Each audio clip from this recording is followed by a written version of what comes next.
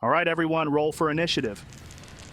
That's a solid 18 for me. 7, not ideal, but let's see how it plays out. A bloody 5. You've got to be joking. 4. Fantastic. 20 for me. 23, baby. Blink and you'll miss me. That's not how initiative works. Hush, Saxy. No, you don't get to say that. All right, so Craggus got a 20, Morgan, 18. The rebels are somewhere between 4 and 16, and the guards hold damn range. Not reading them all. Right, let's get to it. Kobe, you're up first. What's the plan? Oh, damn. Okay, I squeeze forward and have a peek at what I'm working with. You step up, blocking the entrance entirely as you lean out to get a view. Move, Kobe. It's a fucking choke point. All right. I dash and peek my head out of the fog. As soon as you do, 5 guards stationed along the corridor immediately let their held actions fly. Crossbows snap up, strings whip forward, and bolts streak toward you. Wait, can I wild shape before they fire? Roll for it, dexterity check, need a 15 or higher. 17! Nice, you shift just in time. I turn into a brown bear. As your body contorts and expands, fur erupts across your skin, muscles surge, and your snout elongates with a deep rumbling growl. Are you serious? That's what we're working with? Got nothing better than a damn bear? Dude, I'm level 5. What do you want from me? Oh my god, why have you come, man? So, that's a 17, 18, 22, and 21.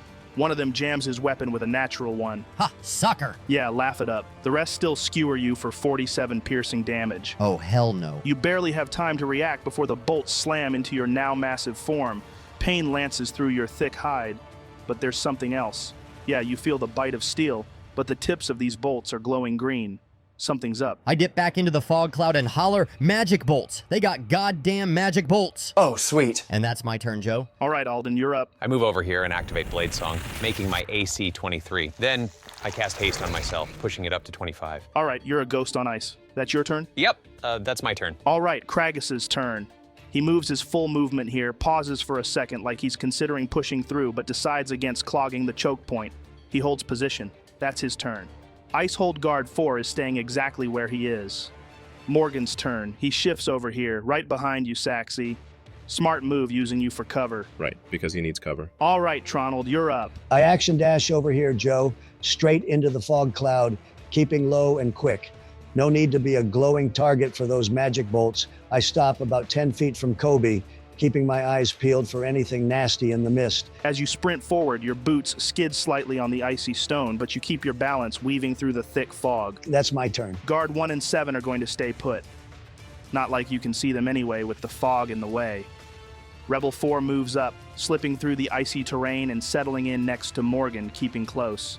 All right, Mite, you're up. I let the symbiote take the wheel, partially at least, and climb up the walls real smooth right over the guys. As you relinquish control, tendrils of inky black mass pulse along your limbs, gripping the jagged rock.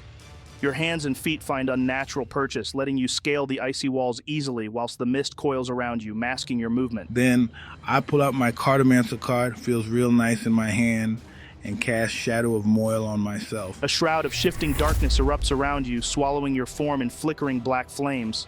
So, with Shadow of Moil active, your whole body is wreathed in deep shifting shadows, making you heavily obscured and fueling your strikes with darkness. Anyone who lands a hit on you takes 2d8 necrotic recoil damage. Guards 10, 8, 5, 6, and 2 stay put, holding their positions in the cave. No movement from them. Rebel 2 and Rebel 5 shift forward, navigating the icy ground as they reposition. Saxy, your turn. It's showtime. I step through the fog, moving toward the wall near Tronald. I activate my armor. Gears whir, arcane lines flare to life, and the plates shift into place. Then I start charging my arcane cannon. I'll drop the fog at the start of my next turn, guys. As you brace against the icy rock, the armor along your back whirs, pistons shifting as mechanical limbs unfold with precise, deliberate clicks. A heavy core unit rises from its housing, vents releasing a faint hiss of steam as it locks into position behind your shoulder.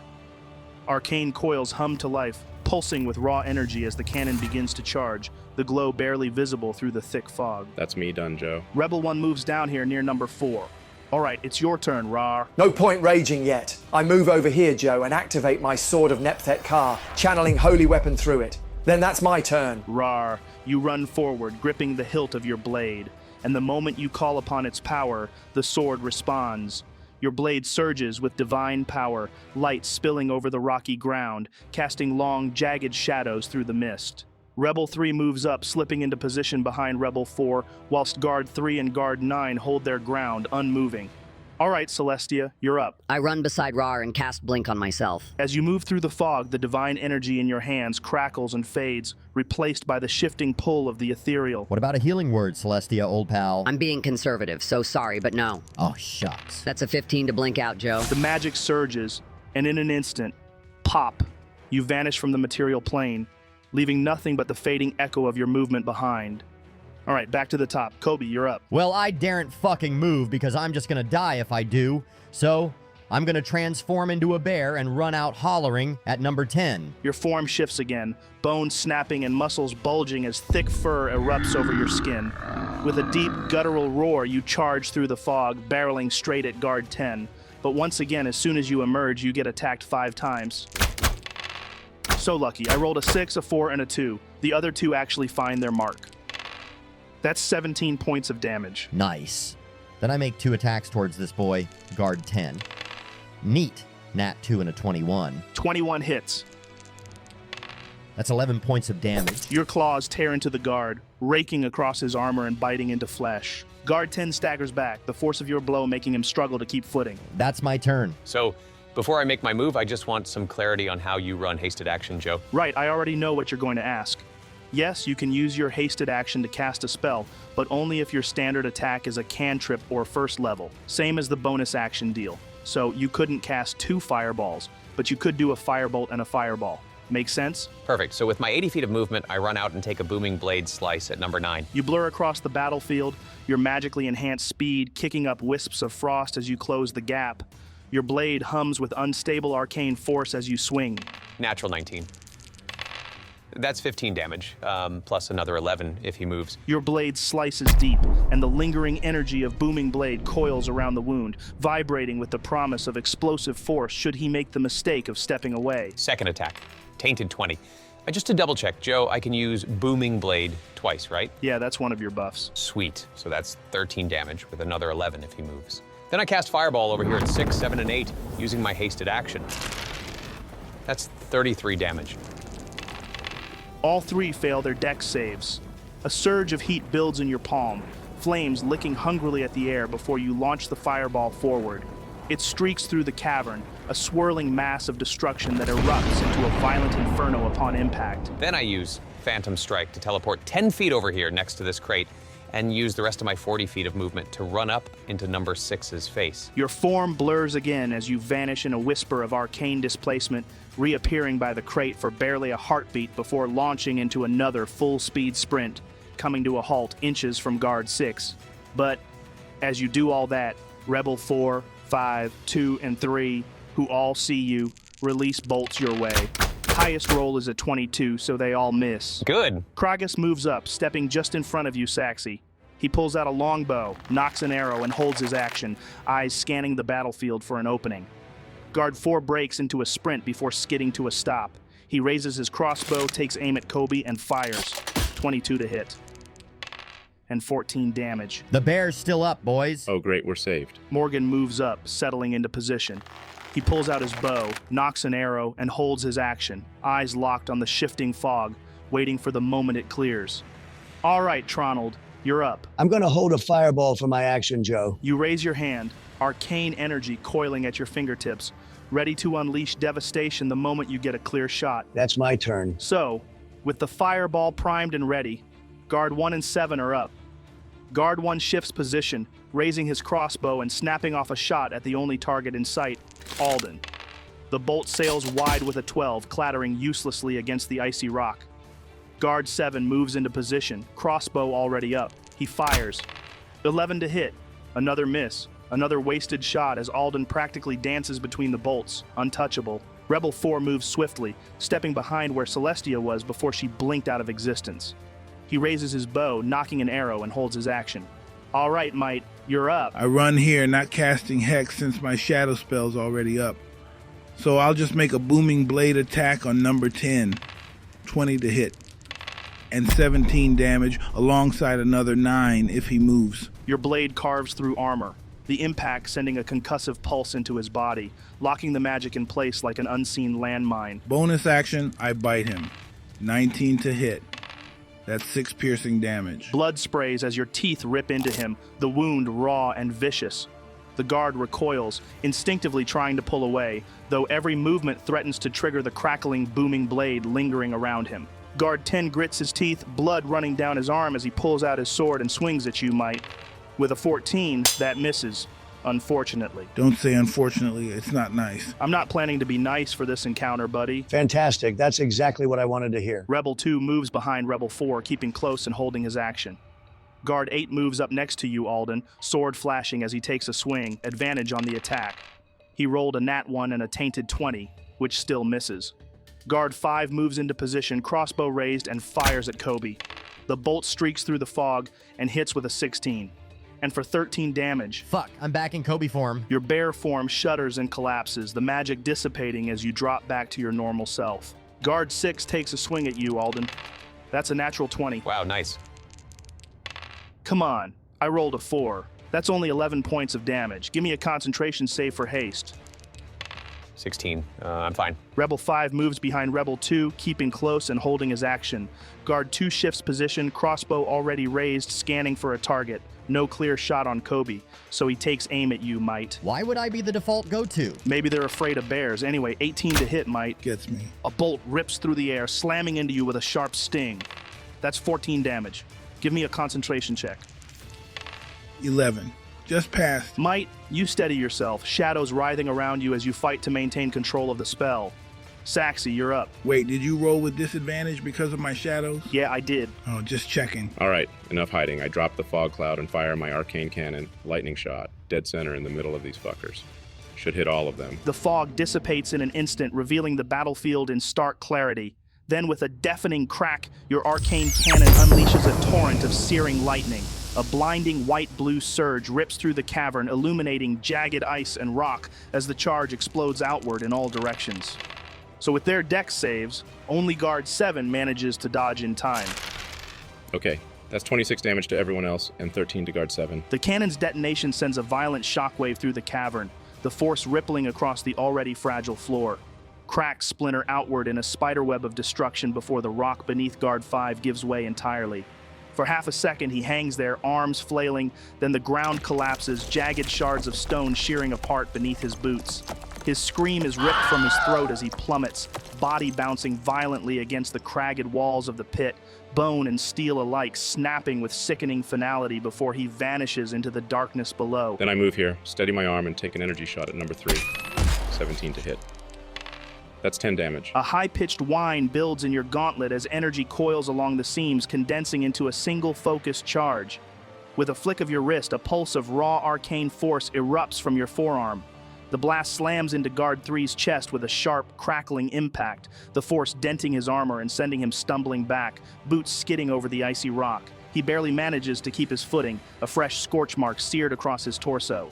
All right, time for the held actions. Kragus exhales slow and steady, drawing back his longbow and loosing a shot at Guard 3.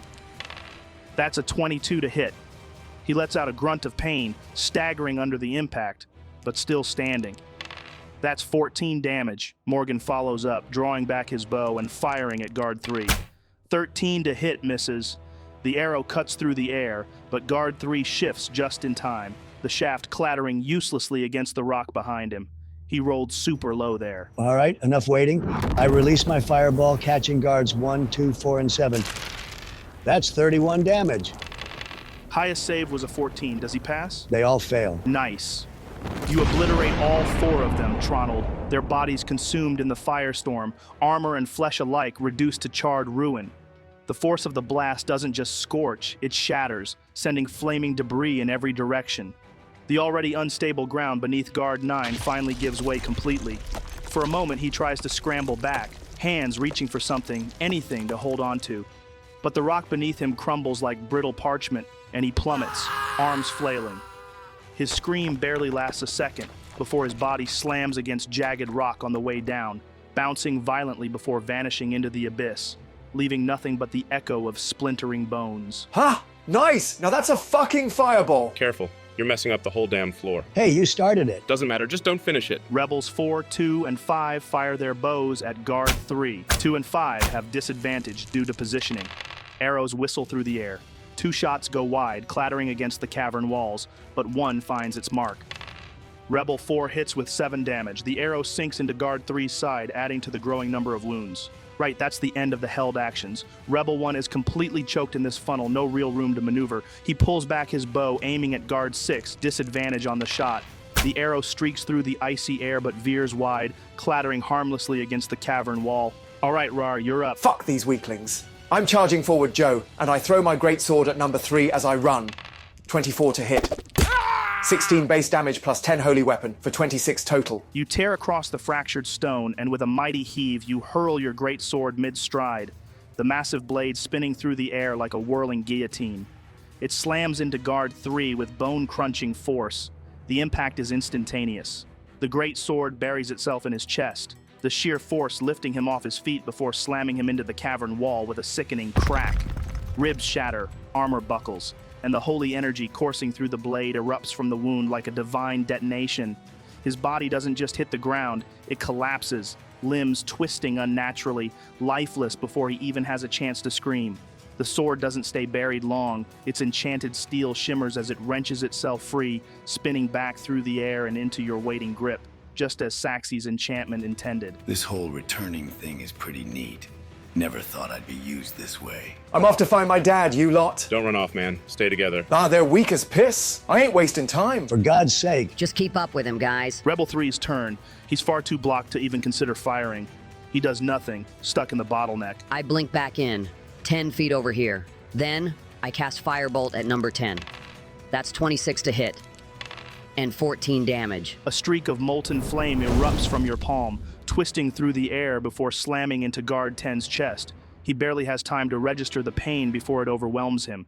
His body convulses as the fire spreads, consuming him from the inside out. His last choked breath is swallowed before his blackened corpse crumples to the stone. And then I blink back out with a 14. Nice. All right, back to the top. A sudden, ear-splitting crack erupts through the cavern, a sound unlike anything you've heard so far, sharp, unnatural. Before anyone can react, a streak of green energy tears through the air, ripping into Rebel 4's side with a wet, concussive impact. The force folds him sideways, his body twisting as if struck by an invisible hammer. But it doesn't stop there. The projectile punches straight through, shredding its way into Rebel 2 and 5 behind him, the impact sending them staggering, fresh wounds gushing from unseen entry points. Blood splatters the ground, but there's no sign of where the shot came from. Another loud crack, this one even sharper, as if the cavern itself is reacting to the sound. A second green-streaked bullet slams into Rebel 4's skull. His head snaps back violently, the projectile ripping through and detonating out the other side in a fine mist of red. His body crumples immediately, collapsing into a heap before his nerves even catch up to what's happened. The shot doesn't stop. It slices past, catching Rebels 2 and 5 again, their already bleeding bodies taking another brutal hit. Their groans of pain echo through the cavern, but the source remains invisible, high above, somewhere in the unseen darkness. So that's 50 damage to Rebel 4, and 24 damage to the other two. Where the hell did that come from? That wasn't magic. Those were shots. Real precise, too. Did anyone see anyone at all? No, and that's the problem. A heavy silence grips the battlefield for a moment, the usual chaos drowned out by the sheer finality of those two shots.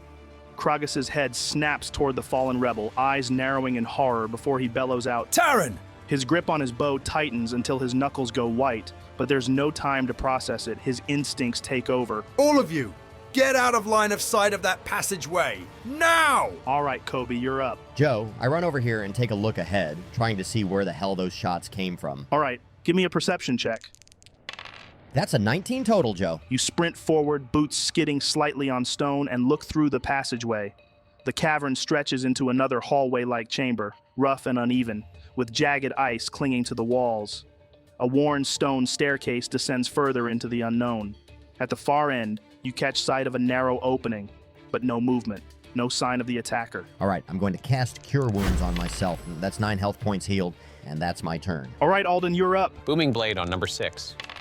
28 to hit from a natural 19, that's 17 damage, plus 15 if he moves. Oh, he isn't moving. Your sword carves through him, the arcane energy lashing outward as his body jerks unnaturally, the force detonating inside him. His ribs snap, his chest collapsing inward before he even has time to register what's happened. He drops like a sack of shattered bones. Neat. Then booming blade on number 8 with my second attack. 18 to hit.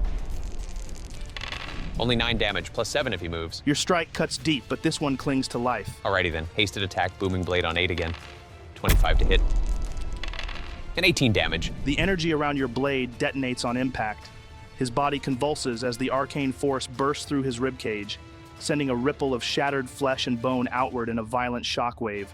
He's dead. I use my movement to move 80 feet through the doorway. You blur forward, darting past the bodies and deeper into the cavern. As you slip through the tight corridor, your eyes catch the faint glow beyond. You emerge into a narrow chamber.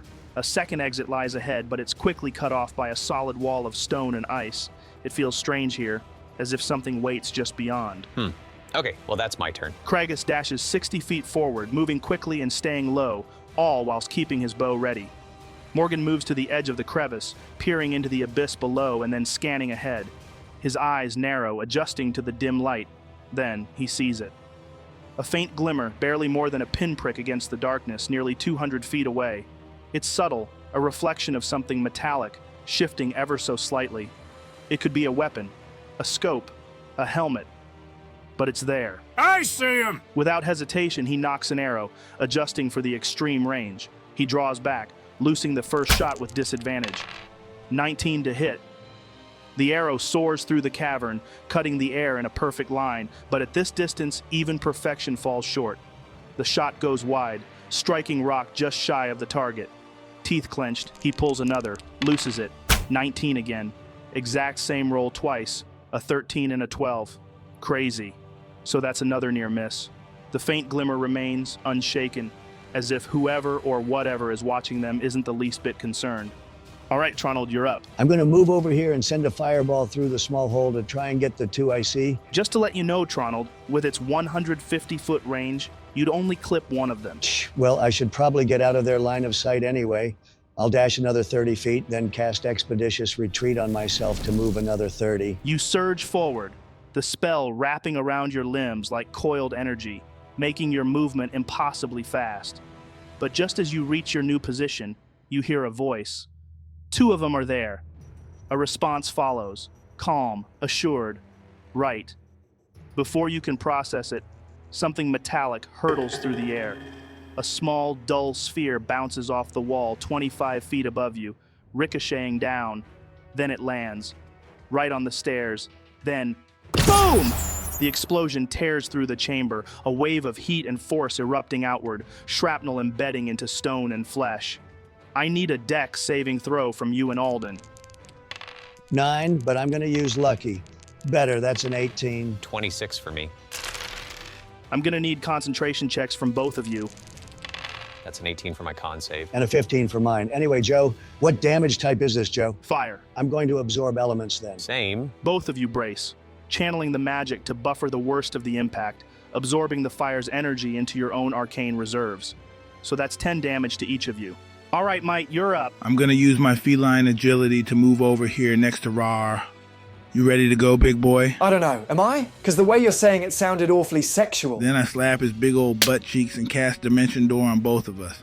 Let's do 200 feet straight forward. As you cast the spell, the air around you warps and folds, dragging both of you through a moment of sheer nothingness before reality snaps back into place. You land in a glacial area, the stone giving way to solid ice, and the air is noticeably colder. 2 guards are almost right next to you, both wielding what look like sniper weapons. From the direction you just came from, you spot 2 more guards hiding behind the entrance, and 1 additional figure, a bulkier soldier, clad in heavily reinforced armor, with several alchemical grenades strapped to his waist. Oh, nice. I move 5 feet to my right and take a bite out of this guy. That's a 21 to hit. Just hits. Just hits? Interesting. Anyway, so that's 13 damage to number 15 then. Your fangs sink into his shoulder, drawing blood as he jerks back, barely keeping his footing. His breath comes out sharp, and you see his grip tighten on his weapon. Rebel 2 dashes 60 feet forward, pushing to close the distance. Guard 11 raises his weapon, lining up a shot on you, Raarh. The gun kicks, sending a bullet ripping through the air. 20 to hit. The round slams into you, burning hot where it pierces flesh, the searing heat spreading from the impact point. That's 10 piercing, 4 fire, 14 total. Guard 12 follows up, sighting you in. Boom! Another shot fired. That's 16 to hit. So that's 11 piercing, 3 fire, 14 total. Neither of them are halved because you're not raging. Finally, Rebel 5 dashes 60 feet over here, repositioning himself. All right, Saxy, you're up. I'm going to use my action to overload my thrusters and try to fly 160 feet. Using my action to dash. All right, give me an intelligence check to see if you can handle the output. 16. Yeah, so you manage. A high-pitched whine builds in your boots as arcane energy flares violently within the propulsion system. The stabilizers struggle for half a second before, boom, they overload, sending you rocketing forward like a missile. The cavern blurs around you, the icy walls streaking past as a concussive gust kicks up frost and loose debris in your wake. You barely have time to adjust as you barrel through the hallway, the glow of your thrusters searing against the frozen walls, leaving behind a trail of shimmering heat distortions. Then I use my wrist cannon to deliver a pulse of energy from my hand at guard 11. 20 to hit. Hits. So that's 9 damage. The blast slams into guard 11's side, knocking him a half step back. His armor scorches from the impact, sparks flickering off the plating as he grits his teeth. Rebel 1 moves 30 feet forward, raising his longbow and trying to arc a shot over 200 feet. Disadvantage on the roll. But with an 18, the arrow soars, cutting through the icy air. But the distance is just too much. You could say it was a long shot. All right, your turn, Raarh. Joe, I fucking rage! Then, I charge towards the bombing bastard and make 2 reckless great weapon master attacks on his ass. 22 to hit and 19 to hit. First hit, 6 plus 3 for my rage, plus 4 plus 10 plus another 10 for holy weapon. That equals 33. Second hit, 11 plus 3 plus 4 plus 10 plus 12 equals 40. That's 73 total. Damn. Brother's out here like some kind of barbarian mathemagician. Just took a man's entire lifespan, divided it by 2, and carried the one straight to the afterlife. Your greatsword sings through the air, the radiant glow of Nepthet Ka pulsing as you bring it down in a vicious, earth-shaking arc. The first strike tears through his armor, cutting deep into the steel plating like it's nothing more than parchment. The metal buckles, his shoulder nearly caving in as the force of the impact sends him reeling. Before he even registers the pain, you bring the sword back around, this time a horizontal, savage sweep. The blade cleaves through his side, splitting through the reinforced plating with a brutal, wet crunch. The alchemical grenades on his belt rattle as his blood splashes against the ice, painting the glacial floor deep crimson. He staggers, barely keeping his footing, one knee buckling from the sheer trauma to his body. He's still standing, but you well and truly fucked him up. Take that! I am the Bear Elk Green God Batman Math Magician. Rebel 3's turn. He dashes 60 feet over here. Celestia, you're up. I blink back in 10 feet forward. Then I cast Polymorph and shift into a Bone Devil. I'm sorry, you shift into a what? Just a reminder, your Hell Touch domain allows you to transform into both devils and beasts with Polymorph. You gain their stats and attacks, but you don't inherit their resistances or immunities. Right, just the raw power, none of the perks. Then I fly 40 feet forward. Your form shudders as unholy magic surges through you, flesh twisting into something unnatural. Bone plates snap outward, elongating into a hulking skeletal frame. A segmented tail lashes behind you, hooked and dripping with venom. Your wings, black, torn and malformed with infernal corruption, spread wide, and with a single powerful beat you launch forward, the air beneath you rippling with heat. Now, see, I think you were robbed of a much closer fight in our duel, Celestia, given that you can polymorph into that. True, but we both know I was robbed by my own mercy. Now let's see if I can blink back out. That's an 18, so I'm gone. Without hesitation, your hellish form vanishes, fading from reality in an instant, leaving nothing behind but the lingering stench of sulfur. All right, I'm gonna... Not yet, Kobe. For a new figure enters the fray, up top. From the higher vantage point, a shadow shifts, stepping forward into the dim light. The figure is bigger, bulkier than the others, their stance planted firm, like they're preparing for something devastating. But what draws your eye, what sends an immediate gut-churning tension through the battlefield, is the weapon in their hands. A gun, but not like the others. It's rotating. A low, grinding whir begins to build from its barrels, slow at first, but unmistakable. The spin quickens, gears clicking, the metal components locking into a rhythmic, almost mechanical roar. The whir turns into a shriek, the sheer kinetic force vibrating against the air. This isn't a gun, it's a war engine. It begins rotating faster and faster and faster. He moves 15 feet down, the green glow from its ammunition spilling across the cavern wall like ghost light. Then, it opens fire. A storm of rounds rips through the air. The bullets shred the ice, ricochet off stone. Each impact a thunderous crack that drowns out everything else. So only 3 hit. The first shot slams into your shoulder, the second rakes across your ribs, and the third punches deep into your side, lodging itself between bone.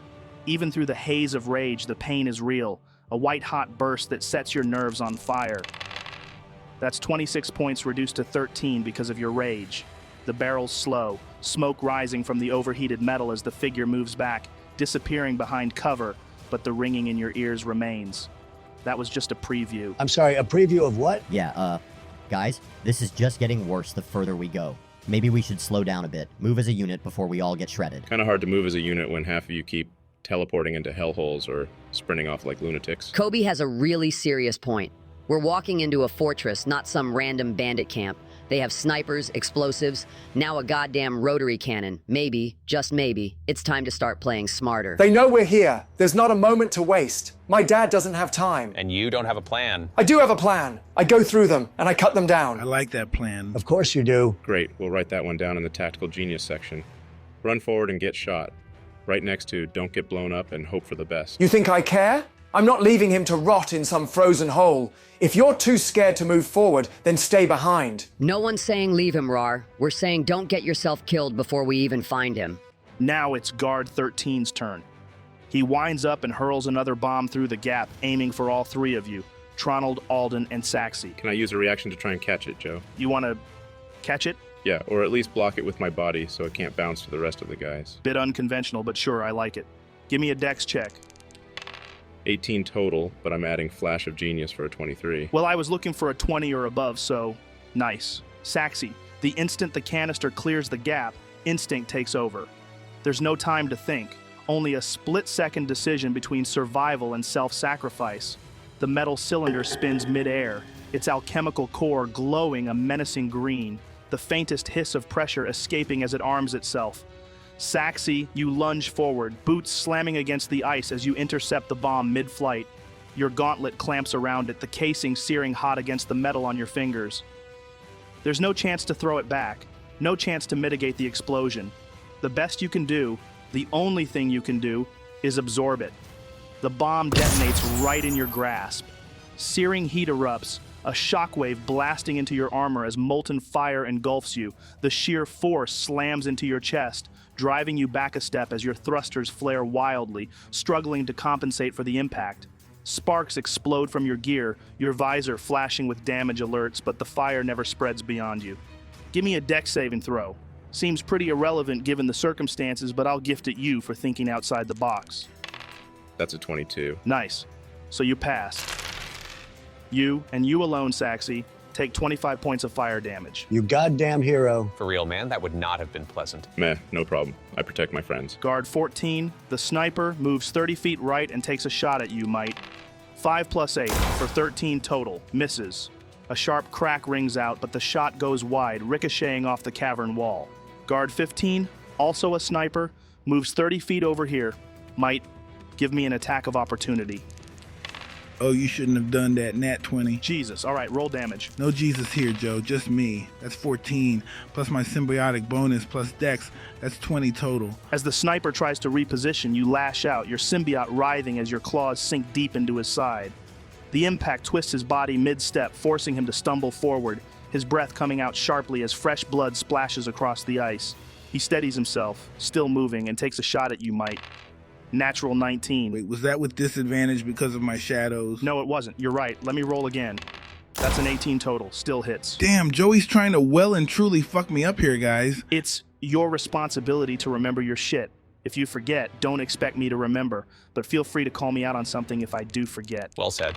That's 17 points of damage to you. Kobe, your turn. I'm gonna run over to Rebel 4 and stabilize him.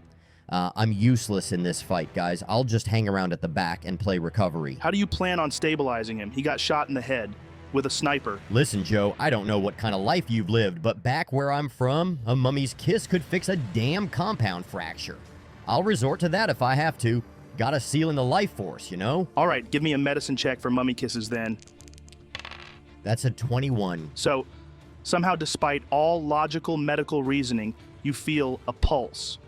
Rebel 4 isn't quite dead. He's clinging to life by a damn thread. Maybe it's the sheer will to survive, maybe it's some freak miracle, or maybe, just maybe, it was the mummy kisses. I told you. Those bad boys never let a fella down. So it would seem. That's my turn, Joe. All right, Alden, you're up. I move 55 feet here, then booming blade bomber boy 13. And that's 26 to hit.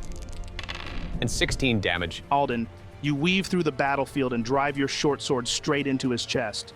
The moment the steel pierces, the stored arcane force detonates, sending a shockwave through his entire body. His form locks up, limbs seizing as the energy rips through him like an internal explosion. His grenades rattle, one even slipping loose from his belt before rolling harmlessly away as he collapses to the ground, utterly lifeless. I really need to pick myself up a rapier for the potential extra 2 damage. Anyway, second attack, another booming blade on number 11. 17 to hit. So that's for 17 damage, plus 8 if he moves. For my hasted action, I'll cast Fireball between 14 and 15. That's 33 damage. Guard 15 succeeds, guard 14 fails. Alden, the fireball erupts, a blazing sphere of destruction expanding violently. Guard 14 is engulfed immediately, his form consumed in the flames. Guard 15 tries to dive for cover, but the flames still lash out, clinging to his armor, licking at exposed flesh. He slams against the ice, teeth gritted, barely clinging to life. The moment the fire clears, he staggers, one hand pressed against a blackened wound that nearly ended him. But somehow, he's still standing, if only barely. All right, Kragas's turn. He dashes 60 feet over here, pushing forward. Morgan is going to try and jump over this pit. That's a 19! Morgan sprints forward, and with a powerful leap, he clears the pit with ease, boots slamming down on the other side, barely breaking stride. All right, Tronald, you're up. I use my expeditious retreat movement 45 feet in front of Saxi so I can get line of sight on Raarh through the hole. Then I'll cast haste on him, dropping expeditious retreat. Raarh, you feel a sudden familiar surge of energy flood your body. Your movements feel sharper, faster, like your muscles are working in overdrive. The battle around you seems to slow as your reflexes sharpen, your body primed to wreak absolute devastation. Then I move left, pressing against the wall for cover. Nice. Okay, Mite, you're up. I run up to 14 and make an attack on his ass. Booming blade. 21 to hit. And 15 damage, plus 11 if he moves. Still up. Then I bite him. Rolled a tainted 20 to hit. 20 just hits. Awesome. That's 13 damage. Before he can react, your symbiote lashes forward, your teeth elongating into razor-sharp fangs as you latch onto his throat. There's a guttural wet rip, his muffled scream choking out as your jaw clamps shut. Then you tear back. You bite his head clean off, dead. His body slumps, lifeless, as his severed head bounces once on the icy ground before rolling to a stop in a growing pool of blood. Rebel 2 dashes over here. Guard 11 lunges forward, swinging his sword at you, Alden. That's 24 to hit. Misses. Guard 12 rushes in, following up with another sword attack. Wow, another 24 to hit. Again, the strike connects, or at least it should, but the enhanced speed, the unnatural grace flowing through you, makes it seem like the world itself is moving slower around you. You twist effortlessly, the attack barely scraping against your form before you slip away. And then Rebel 5 dashes over here. All right, Saxi, you're up. I fly 15 feet forward, then take 2 sharpshooter shots at 12 and 11. 15 and 18 to hit, factoring in the -5 penalty. Both hit. All right, 9 plus 10 plus 5, so that's 24 damage to number 12. Then 18 damage to number 11. The first slams into Guard 12's armor, denting it inward, forcing him back a step, but leaving him still standing, gritting his teeth through the pain. The second shot tears through Guard 11's side. He stumbles, barely keeping his footing, looking one hit away from dropping. 11 is looking rough. 12 is still in the fight. Then I move 15 feet this way, pull out my trusty pistol, and take a shot at 16 for my bonus action. Sharpshooter. I'll be loading a bullet of teleportation into this, Joe. 22 to hit. Hits. That's 3 plus 10 damage, and I teleport next to him. You level the pistol, slotting in the special round, the sigils along the bullet's casing glowing faintly as you take aim. The shot fires, the moment it makes contact, your body shimmers, and in an instant, you're gone. Before the guard even registers the hit, You blink into existence right beside him, the residual energy of the teleportation sparking off your armor as you stand face to face. Rebel 1 dashes over here. All right, Raarh, you're up. I run at 12 and smash him. Reckless, great weapon master. 15 to hit. Hits. That's 25 slashing, 11 radiant for 36 total. You barrel forward, boots slamming against the ice as you bring Nepthat-Ka down in a devastating arc. The moment the blade connects, the impact splits through armor, flesh, and bone, cleaving straight through his chest. The holy energy erupts outward. For half a second, he stands there motionless. Then his form collapses, crumbling like a felled tree. Neat. All right, same for 11, but no great weapon master this time because he's looking fucked already.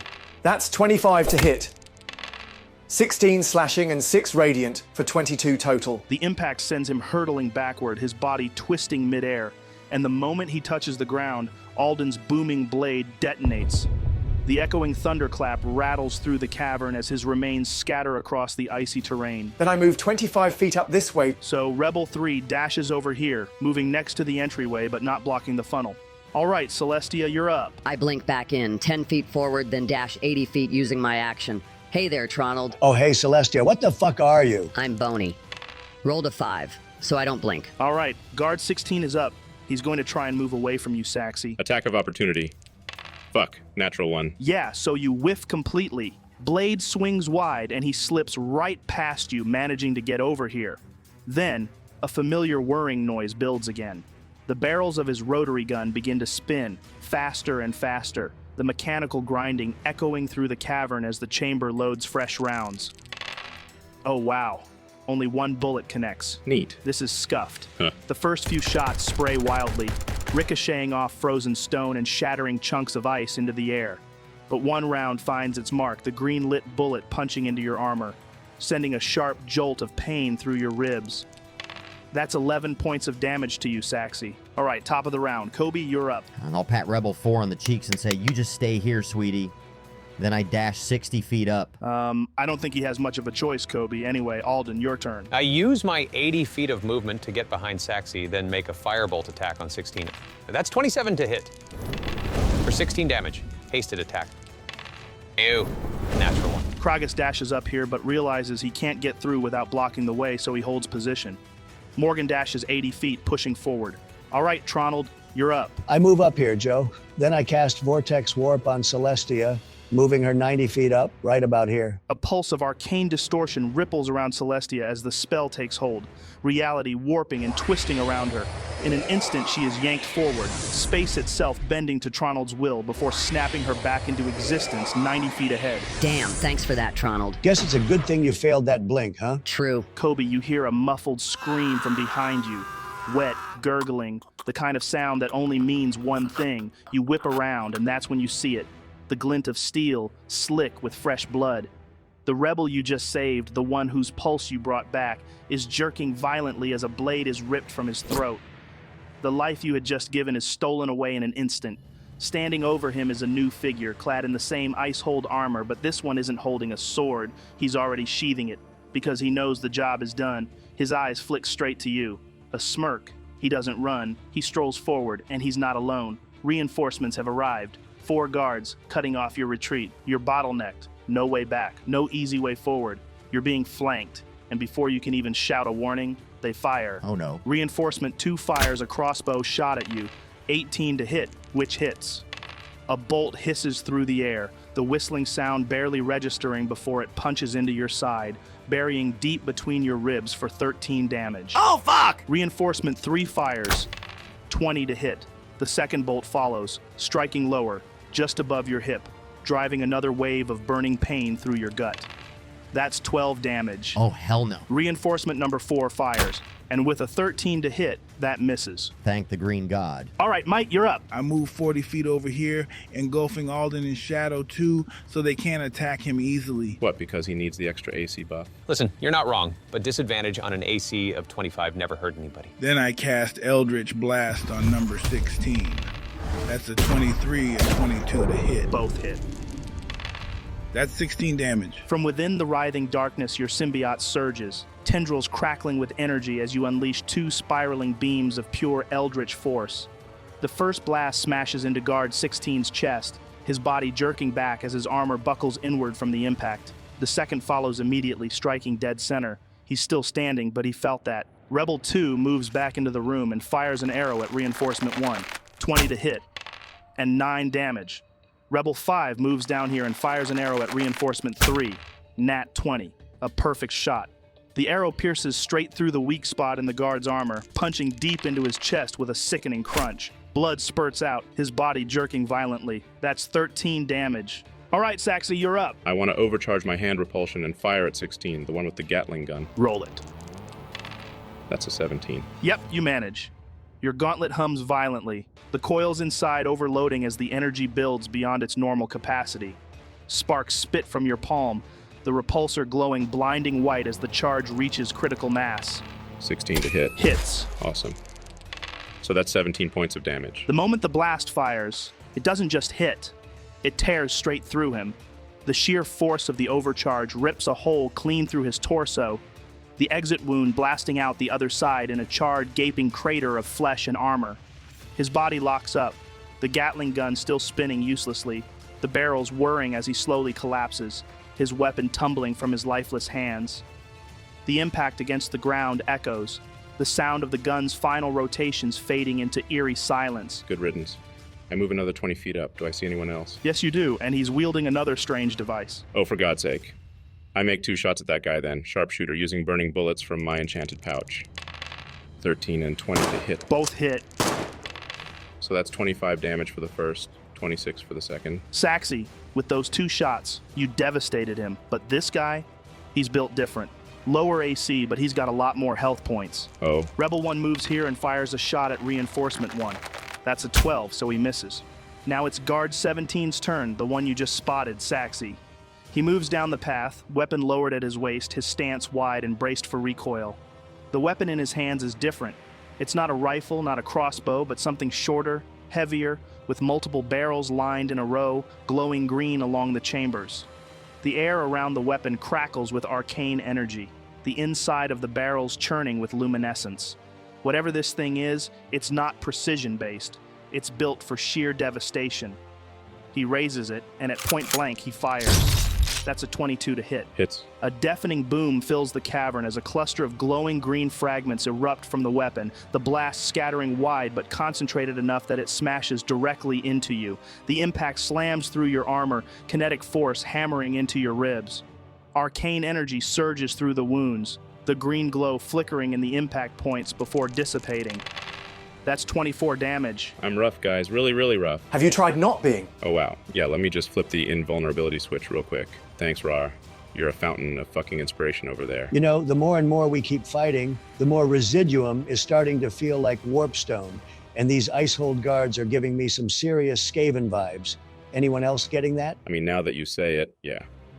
We got glowing green shit, underground facilities, and these guys are popping out of holes like goddamn vermin. And that sniper fire, pure Skaven energy, no honor, just kill them from the shadows and scurry away tactics. If that is Joe's inspiration, I really, really don't like where this could be going. Well, he already dropped a hint about magical goddamn nukes a few episodes ago, so I wouldn't be surprised. I don't give a shit about any of that. What I do know is that these guards need to die. Right fucking now. All right, Raarh, you're up. A little help if you could, big guy. Quick, Raarh! Saxy calls for aid. Then the green god shall answer. Joe, I use my hasted movement and action to dash 105 feet around the corner. The second I spot who attacked Saxy, I move behind him and unleash hell. 2 reckless great weapon master attacks. First attack, nat 20. Second attack, 26 to hit. Yeah, roll damage.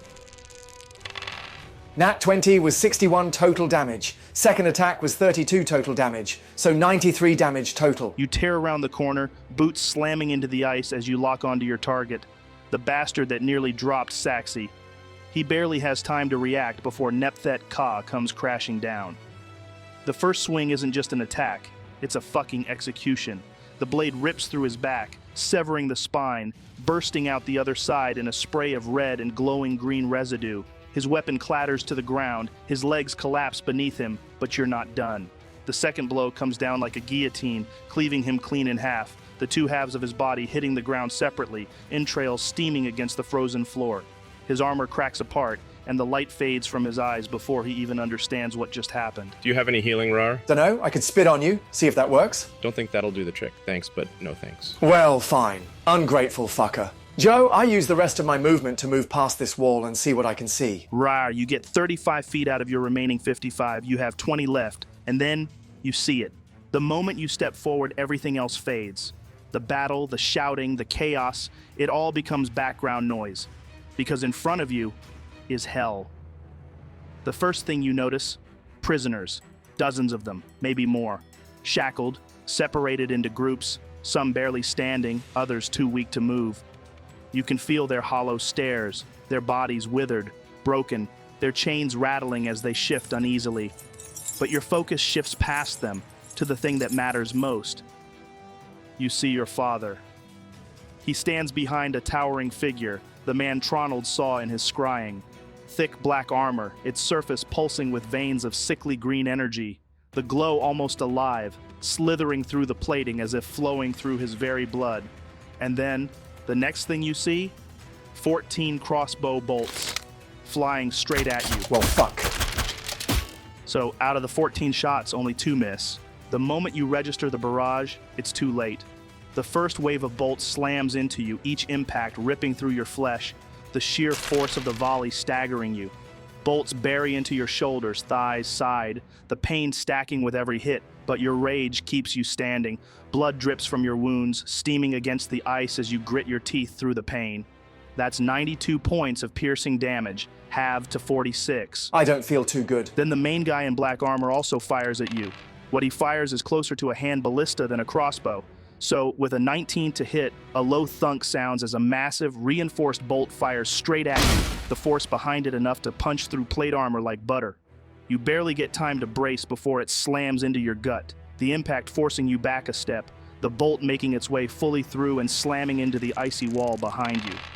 That's 36 damage, halved to 18. Joe, I retreat back behind the slab of stone with my 20 feet of movement I have left. What the fuck happened to you? They have my dad. I see him. Too many enemies, though. Far too many. Oh, well, that's worrying. Joe, I shout out, give me my fucking dad back! Your voice thunders through the cavern, bouncing off the frozen walls, filling the space with a demand that carries the weight of blood and fury. You get no response. I move up to Raarh.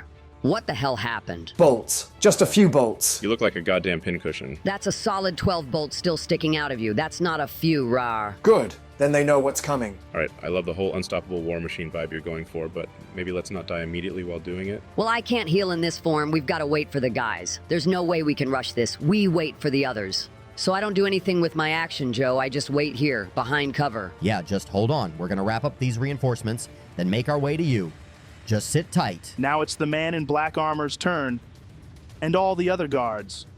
The armored figure steps forward, his presence casting a shadow over the prisoners as his glowing green veins pulse like living things beneath his armor.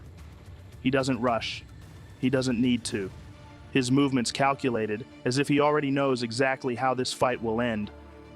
Then, in a voice like grinding stone, he speaks. Begin killing them all. Then he turns and pushes your father, Raarh. I'll take this one back to Icehold, and we'll kill him. But not quickly, not cleanly. No, we'll unmake him, piece by piece, until he begs for the end. And then, only then, will I deny him that mercy. And that's when they start. The 12 guards surrounding the prisoners turn in unison. No hesitation, no pause, just efficient, brutal execution. The slaughter begins. Blades thrust deep, steel sliding into flesh, the sudden cries of prisoners turning into gurgled, choking gasps. They don't try to run. They can't.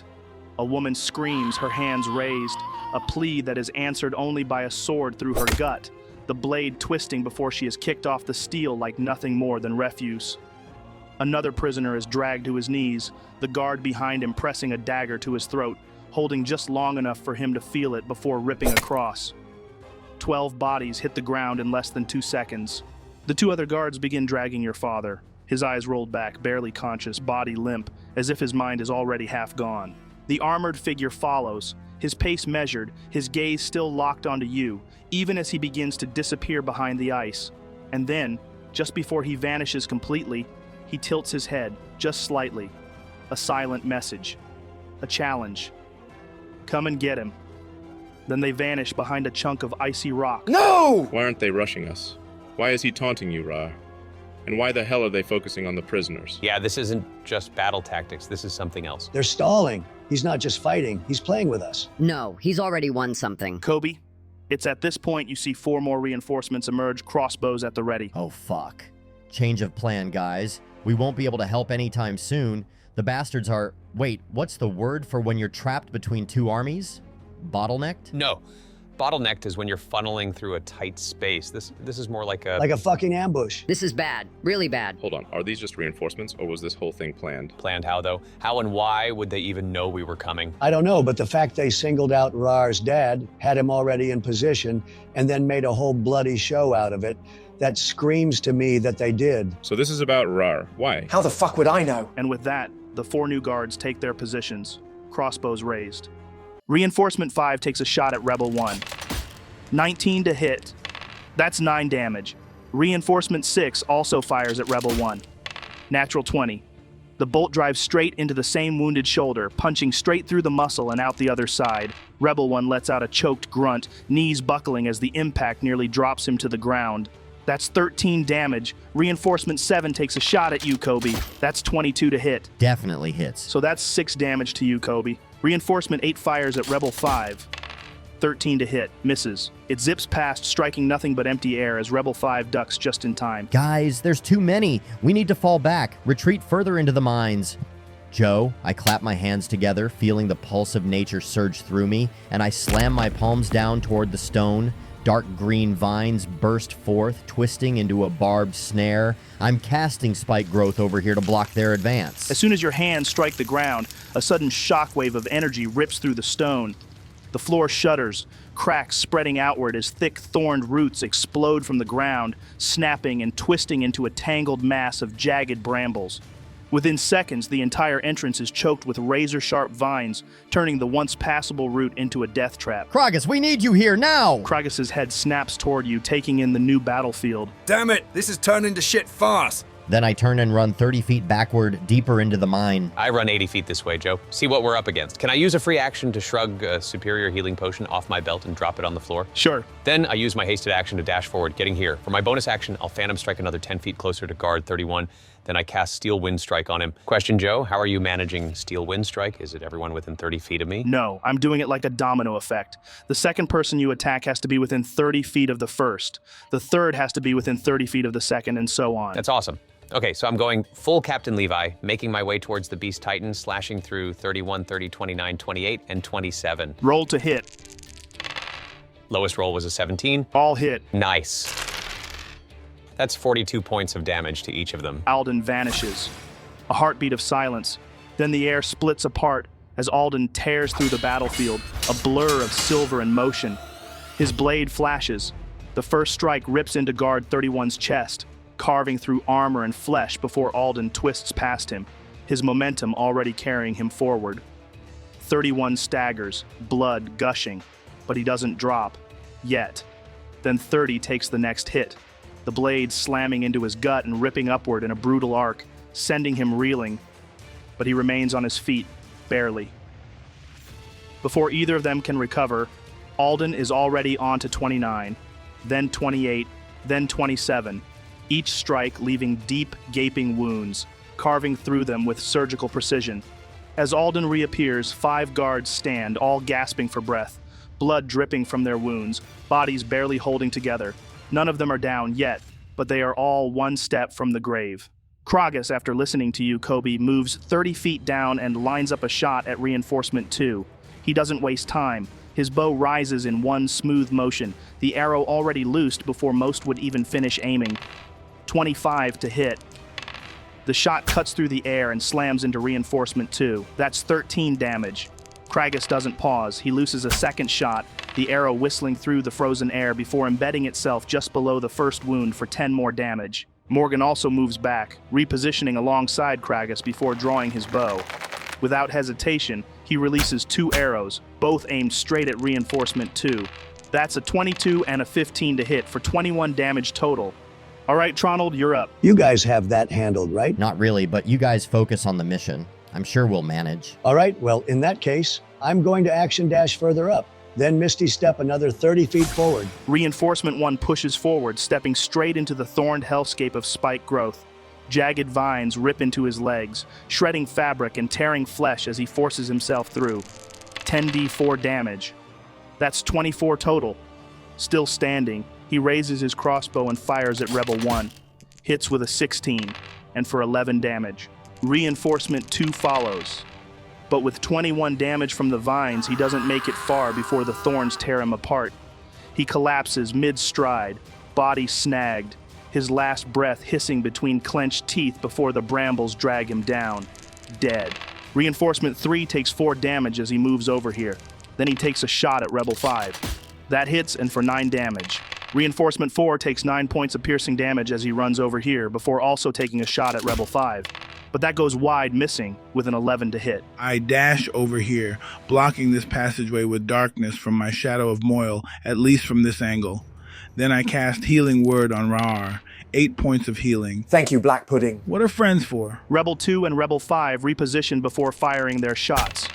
Rebel 2 lets an arrow fly, striking Reinforcement 1 clean in the chest. The impact staggers him, his crossbow dropping from his grip as he collapses lifelessly into the spiked undergrowth.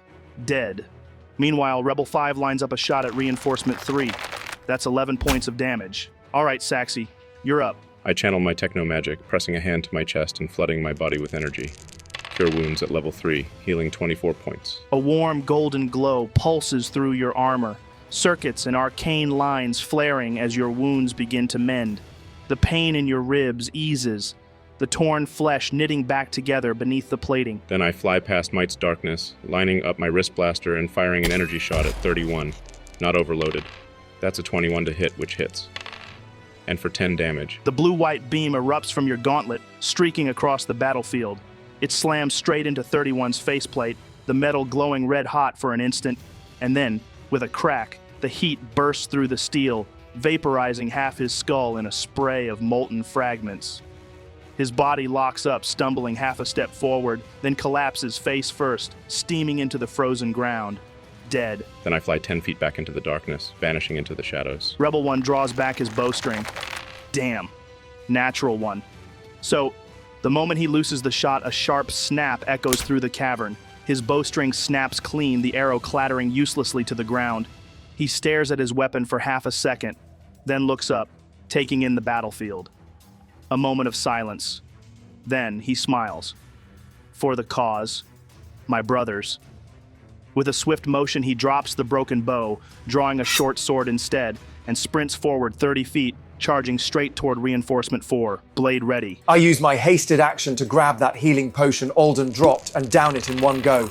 That's 34 points of healing. The thick, potent liquid burns down your throat, but almost instantly, you feel its powerful magic flood through your veins.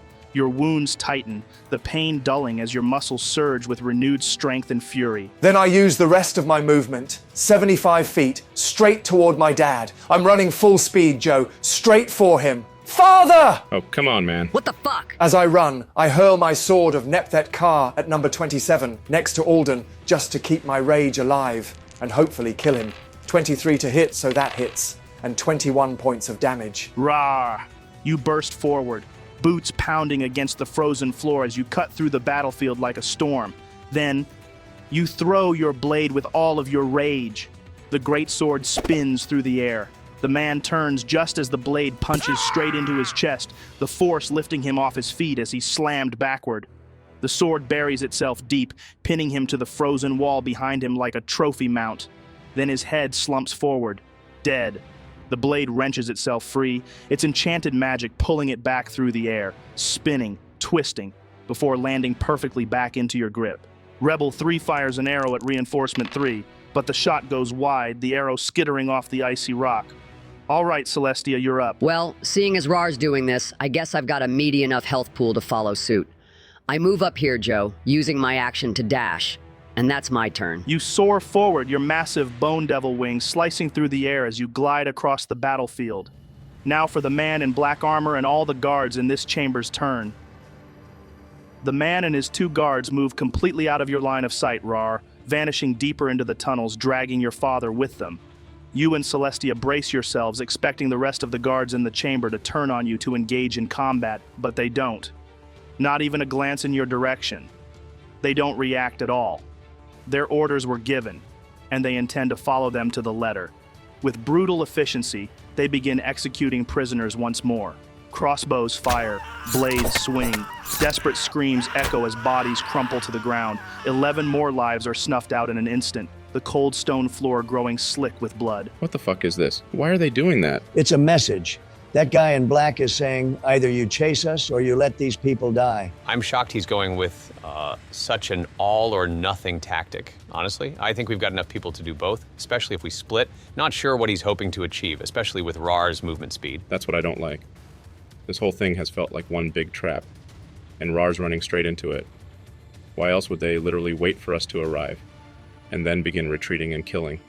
If they wanted to get out, they could have done earlier. Yeah, they want Raarh for something, but for the life of me, I can't figure out what. Maybe you could drop his haste, Tronald? Force him to stop even for a round or 2?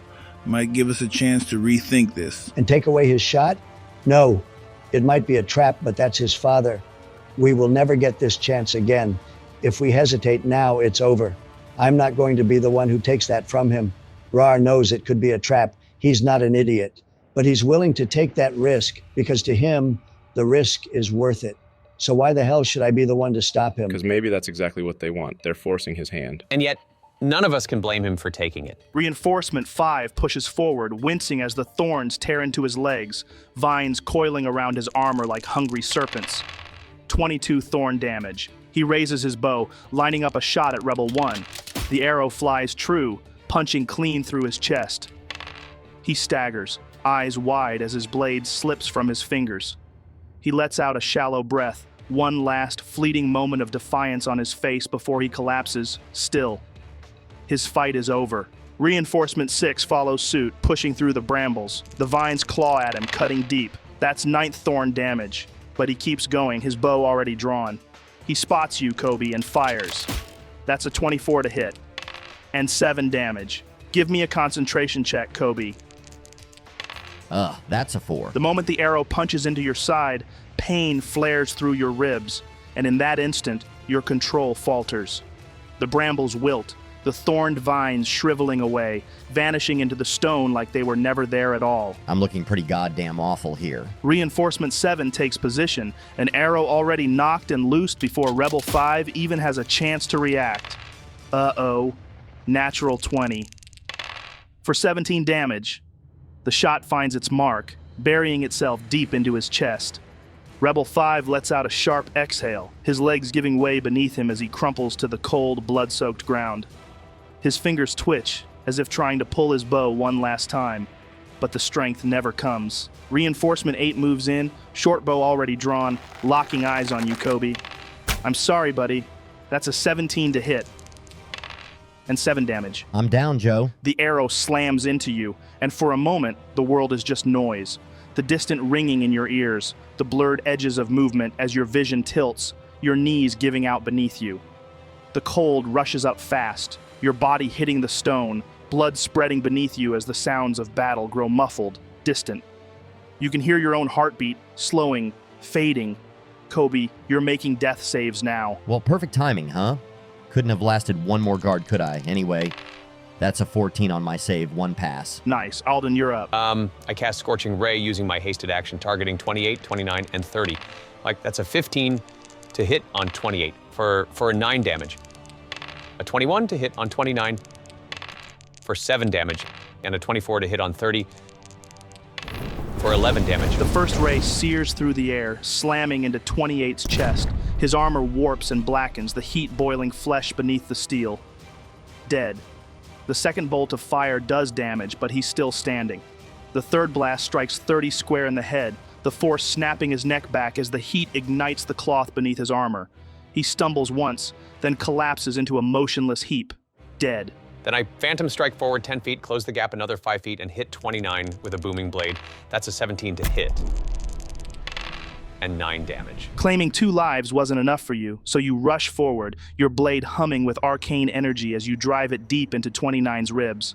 The spell erupts, sending a violent shockwave through his body. His form shudders, convulses, then drops lifelessly to the ground. Dead. Then I run 30 feet back to 26 and make another booming blade attack. Rolled a 6, so that's a 15 total to hit, which hits, and for 17 damage. Do you want to make any more attacks while you're at it? Hey, they're all legal within your Joe Brew. Scorching Ray for hasted action, 2 booming blades for my 2 main action attacks. I'm just optimizing. Remind me to never piss off Alden. Kragus moves 30 feet forward, lining up his bow and firing at reinforcement 5. The arrow flies straight, sinking deep into his side. That's 10 damage. Kragus doesn't wait. Another arrow is already knocked and released in one fluid motion, hitting true. For 9 more damage, Morgan steps up, drawing back his bow, his eyes also locking onto reinforcement 5. That's a nat 20. And with 20 points of damage, the arrow punches through his throat, sending him reeling backwards, eyes wide as he gurgles out his last breath before dropping dead. Morgan smoothly adjusts his aim, drawing another arrow and letting it fly at reinforcement 8. Hits. And for 12 damage. All right, Tronald, you're up. I run here and cast Firebolt on 18. That's a 22 to hit for 16 damage. Keeping it simple. Need to preserve these spell slots. Fair enough. The bolt of flame streaks forward, slamming into the guard's chest, searing through armor as he lets out a sharp grunt, but he's still standing. Right, it's reinforcement 3 and 4's turn. They both move up, then fire crossbow shots at Rebel 3. Bolts whistle through the air, but only one finds its mark, hitting Rebel 3 for 7 damage. All right, Mite, you're up. I move here, blocking this corridor with Shadow of Moyle's darkness, cutting off their vision. Then I fire 2 Eldritch Blasts at guard 18, 15 and 19 to hit. 11 damage total. Nice. Rebel 2 is going to run down here and take a shot at reinforcement 3. The arrow flies true. And that's 6 damage. Then without hesitation, Rebel 2 rushes to your side, Kobe, gripping under your arms and starting to drag you back. He's struggling with the weight, but determined to pull you out of the fight. He barely gets you 10 feet back, but it's enough to put some distance between you and the advancing reinforcements. All right, Saxy, you're up. I fly over here, lining up my shots. 2 attacks on 18 sharpshooter, 21 and 15 to hit. Both hit. So for the first attack, that's 24 damage. Damn, you brought him to 1 health. Can't I just say I used a fire bullet in hindsight? Doesn't work like that, Saxy. Fine. So for my second shot, which hit, that's 18 damage. I fire that bullet through his head. That's what you get for making me use a second shot. Then bonus action, fire my energy blast at 19. 16 to hit, so that hits.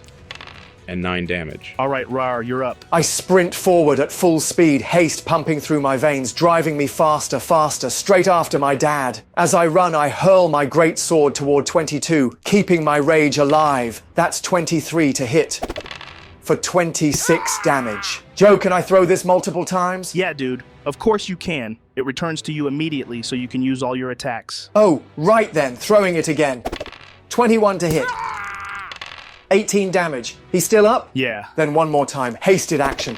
Boo! That's a 13 to hit. Miss, but it returns to you all the same. What a fucking waste. Well, I keep moving the rest of my hasted movement. I could have dashed if I didn't want to kill him so badly. This whole throwing swords thing is addictive. Rebel 3 notches an arrow, taking a quick, precise shot at reinforcement 3. That hits for 10 damage. Then he rushes over to you, Kobe, gripping you under the arms and hauling you up. Your limp body hangs heavily in his grip, and with every step, you feel the rough drag of your legs against the cold stone floor. He struggles, moving half speed, his breath labored as he pulls you toward cover. Step by step, he fights against your dead weight, his grip tightening as his boots scrape against the rock. But after about 25 feet, his strength falters, and you slip from his grasp, hitting the ground with a dull thud. Darkness still grips your vision, the sounds of battle muffled and distant. He takes a moment, catching his breath, then moves away, his eyes flicking back to you. The situation is only getting worse. All right, Celestia, you're up. I move in between guard 19 and 20, then unleash everything on 19, 2 claws and a stinger. First claw, 18 to hit, 5 damage. Second claw, 22 to hit, and 11 damage. Stinger, 24 to hit, and that one's for 21 damage. Incredible. You lash out in a flurry of motion, your first claw raking across his chest. Before he can even react, your second strike follows, hooking under his ribs, your talons ripping through muscle and sending a fresh spray of blood across the floor. His staggered gasp barely leaves his lips before your barbed stinger whips forward, punching into his gut like a harpoon through flesh. He convulses violently, hands clawing at the wound as venom surges through his body. But with a 20 on his save, he resists it, teeth gritted, body shaking, but still standing. That's me done, Joe. The main figure in black armor and his two guards continue their retreat, roughly dragging Drogar along, his barely conscious form stumbling between them as they trudge deeper into the tunnels. The rest of the guards still don't even look your way. Crossbows rise, blades flash. Another wave of screams erupts as prisoners collapse, bodies thudding to the bloodied stone, one after the other. The killing doesn't stop. All right, so Kobe's bleeding out, presumably. Obviously, I wouldn't know that, because metagaming and all. Then Raarh's halfway to the abyss. Tronald and Mite are back there jerking each other off or something. What the fuck is the plan? Hey, nobody's jerking anyone off. Yet. Ew. All right, focus. I'm the closest to Raarh, and my movement's solid, so I'll start making my way to him. Maybe you should come too, Saxy? Yeah, I can cover a lot of ground, especially if I overload my thrusters, but there's always a risk when I do. Then you two go. I'll stay here and clean up shop with Mite and Tronald. Yeah, sounds good. We'll cut through this mess and be with you as soon as we can. Reinforcement 6 takes a running start, boots pounding against the stone before he launches himself over the gap. He lands hard but steady, rolling into position before rising smoothly, crossbow already trained on Rebel 2. 15 to hit, and for 7 damage. Reinforcement 7 moves in, raising his bow, loosing a shot. Natural 2. The arrow whistles harmlessly past, clattering uselessly against the cave wall. Reinforcement 8 steps forward, firing another shot at Rebel 2. That's 15 to hit, and for 9 damage. It thuds deep into Rebel 2's shoulder. He groans, barely keeping his stance, blood running freely down his arm. All right. That's a 7. 1 fail, 1 pass. Not looking great. Just bleeding out like a dead possum on the highway. Except nobody's stopping to scrape me up. They're just stepping over me like I'm part of the scenery. Right then, I guess I'll start making my way after Raarh. Yeah, get the hell after him. But be careful. I'm almost certain this is a trap. All right, Joe. I make an attack toward 26. That's 24 to hit. And 16 damage. Second attack, 21 to hit. 17 damage. Then I throw a firebolt at guard 19. That's a 25 to hit. For 11 damage. You don't even put effort into these strikes. There's no flourish, no wasted motion. The first cleanly slices across 26's gut, and before he can even gasp, your second stroke glides through his throat. No resistance, no struggle. His head separates effortlessly from his shoulders, rolling to the ground as his body collapses beside it. Dead. Then, without hesitation, you snap your fingers, releasing a firebolt at 19 just as casually as one might wave away a fly. The bolt of flame streaks forward, slamming into 19's chest with enough force to stagger him backward. I move 30 feet up here. As you push forward, you see it. The same thing Raarh saw just moments ago. A firing squad. Crossbowmen, lined up in eerie silence, bolts trained on you, their fingers resting lightly on the triggers. But they don't fire. They just stand there, waiting. A chill creeps up your spine. Not from the cold, but from the unnerving patience of men who should have already loosed their shots. Whatever this is, it isn't normal. Yeah, nope. I run behind this pillar, Joe, not trusting them to just stand there forever. Once I'm in cover, I shout out to Raarh, "Raarh, wait up! We aren't recovering anyone individually. We stay together, or we lose together." Who the fuck do you think we are, Alden? The 7 Musketeers? Hey, I'm trying, all right? Yeah, you're doing very well, sir. Real gold star effort. But I don't have time for the inspirational bullshit right now. I get it. You lot don't want me rushing in alone. But listen, I'm going. I'm not asking anyone to die for me. So if you want to follow, follow. If you don't, stay back. Just don't get in my fucking way. Now it's Kragas's turn. He shouts out, Fall back, you lot! Get the hell out before you're buried here! He moves over here, eyes locked on Reinforcement 6. With 2 swift motions, his bowstring hums, twice, the air cracking with the force of each shot. First shot, 27 to hit, 11 damage. Second shot, 19 to hit, 7 damage for 18 total. Morgan moves over here and lets 2 arrows fly at Reinforcement 6. First attack, 15 to hit, 9 damage. Second attack, 26 to hit, 8 damage. That's 17 total. All right, Tronald, you're up. There's no way I'm catching up to them, guys. Saxy, please go after them. I'll stick to what I said. I'll help Celestia and Mite clean up here, but I don't want that big green lovable idiot dying or getting captured out there. Yeah, Tronald, I'll go. I'm not planning on letting anything happen to any of you. Just don't do anything stupid, man. Noted. All right, back to it. I run here and cast Firebolt at guard 20. That's a 19 to hit. And for 16 damage. The bolt of searing flame blasts across the cavern, striking 20 in the chest, leaving smoking scorch marks across his armor as he staggers from the impact. All right. Reinforcement 3 and 4 are up. Reinforcement 3 rushes Kragus with a sword. That's 26 to hit, and for 12 damage. Bonus action dagger. That's an 18 to hit. A quick, vicious stab follows, the dagger finding a gap between his plates, punching into flesh before being ripped back out for 4 damage. Reinforcement 4 moves in, flanking Kragus. So that's a 24 and a 24. His sword drives deep, forcing Kragus to pivot defensively, but the moment he does, the dagger follows, slicing into his back. A coordinated, ruthless assault. That's 11 damage total for both of the attacks. Kragus is tough, but they're not giving him room to breathe. All right, Mite, you're up. All right, so first things first, I heal 3 HP from my symbiotic recovery. I stay put this turn, which means I reset my feline agility for the next one. Gotta be ready to move when it counts. Then I fire off 2 Eldritch Blasts at guard 20. One shot misses, but the other connects, 24 to hit. And that's 6 damage. Meh. Rebel 2 grabs you, Kobe, and hauls you back further, dragging your unconscious form across the icy floor. Once he gets you here, he whirls around and lets an arrow fly at Reinforcement 3. But the shot hits the heavy plate armor and ricochets harmlessly against the cavern floor. All right, I take 2 sharpshooter shots at guard 20. First shot, 17 to hit. Second shot, 15 to hit. So that's 36 damage total. The first shot punches through his chest, armor cracking under the force. Before he can even process the wound, the second bullet rips through his skull, his body collapsing onto the bloodied ice. Nice. Then I fire a wrist pulse at 21, 23 to hit, and for 7 damage. All right, now I overload my thrusters and fly 80 feet over here. Roll for me, Saxy. That's a 15. You just managed to hold control, barely. Your boosters stutter mid-flight, nearly sending you into a spin, but you steady yourself, landing just where you aimed, though not without a tense moment of panic. And when you get there, you see it. The same thing Raarh and Alden did. The cluster of guards readying their weapons, but not moving. See, why aren't they attacking? What's going on here? Could it be... Are they protecting something, waiting to encircle us? No.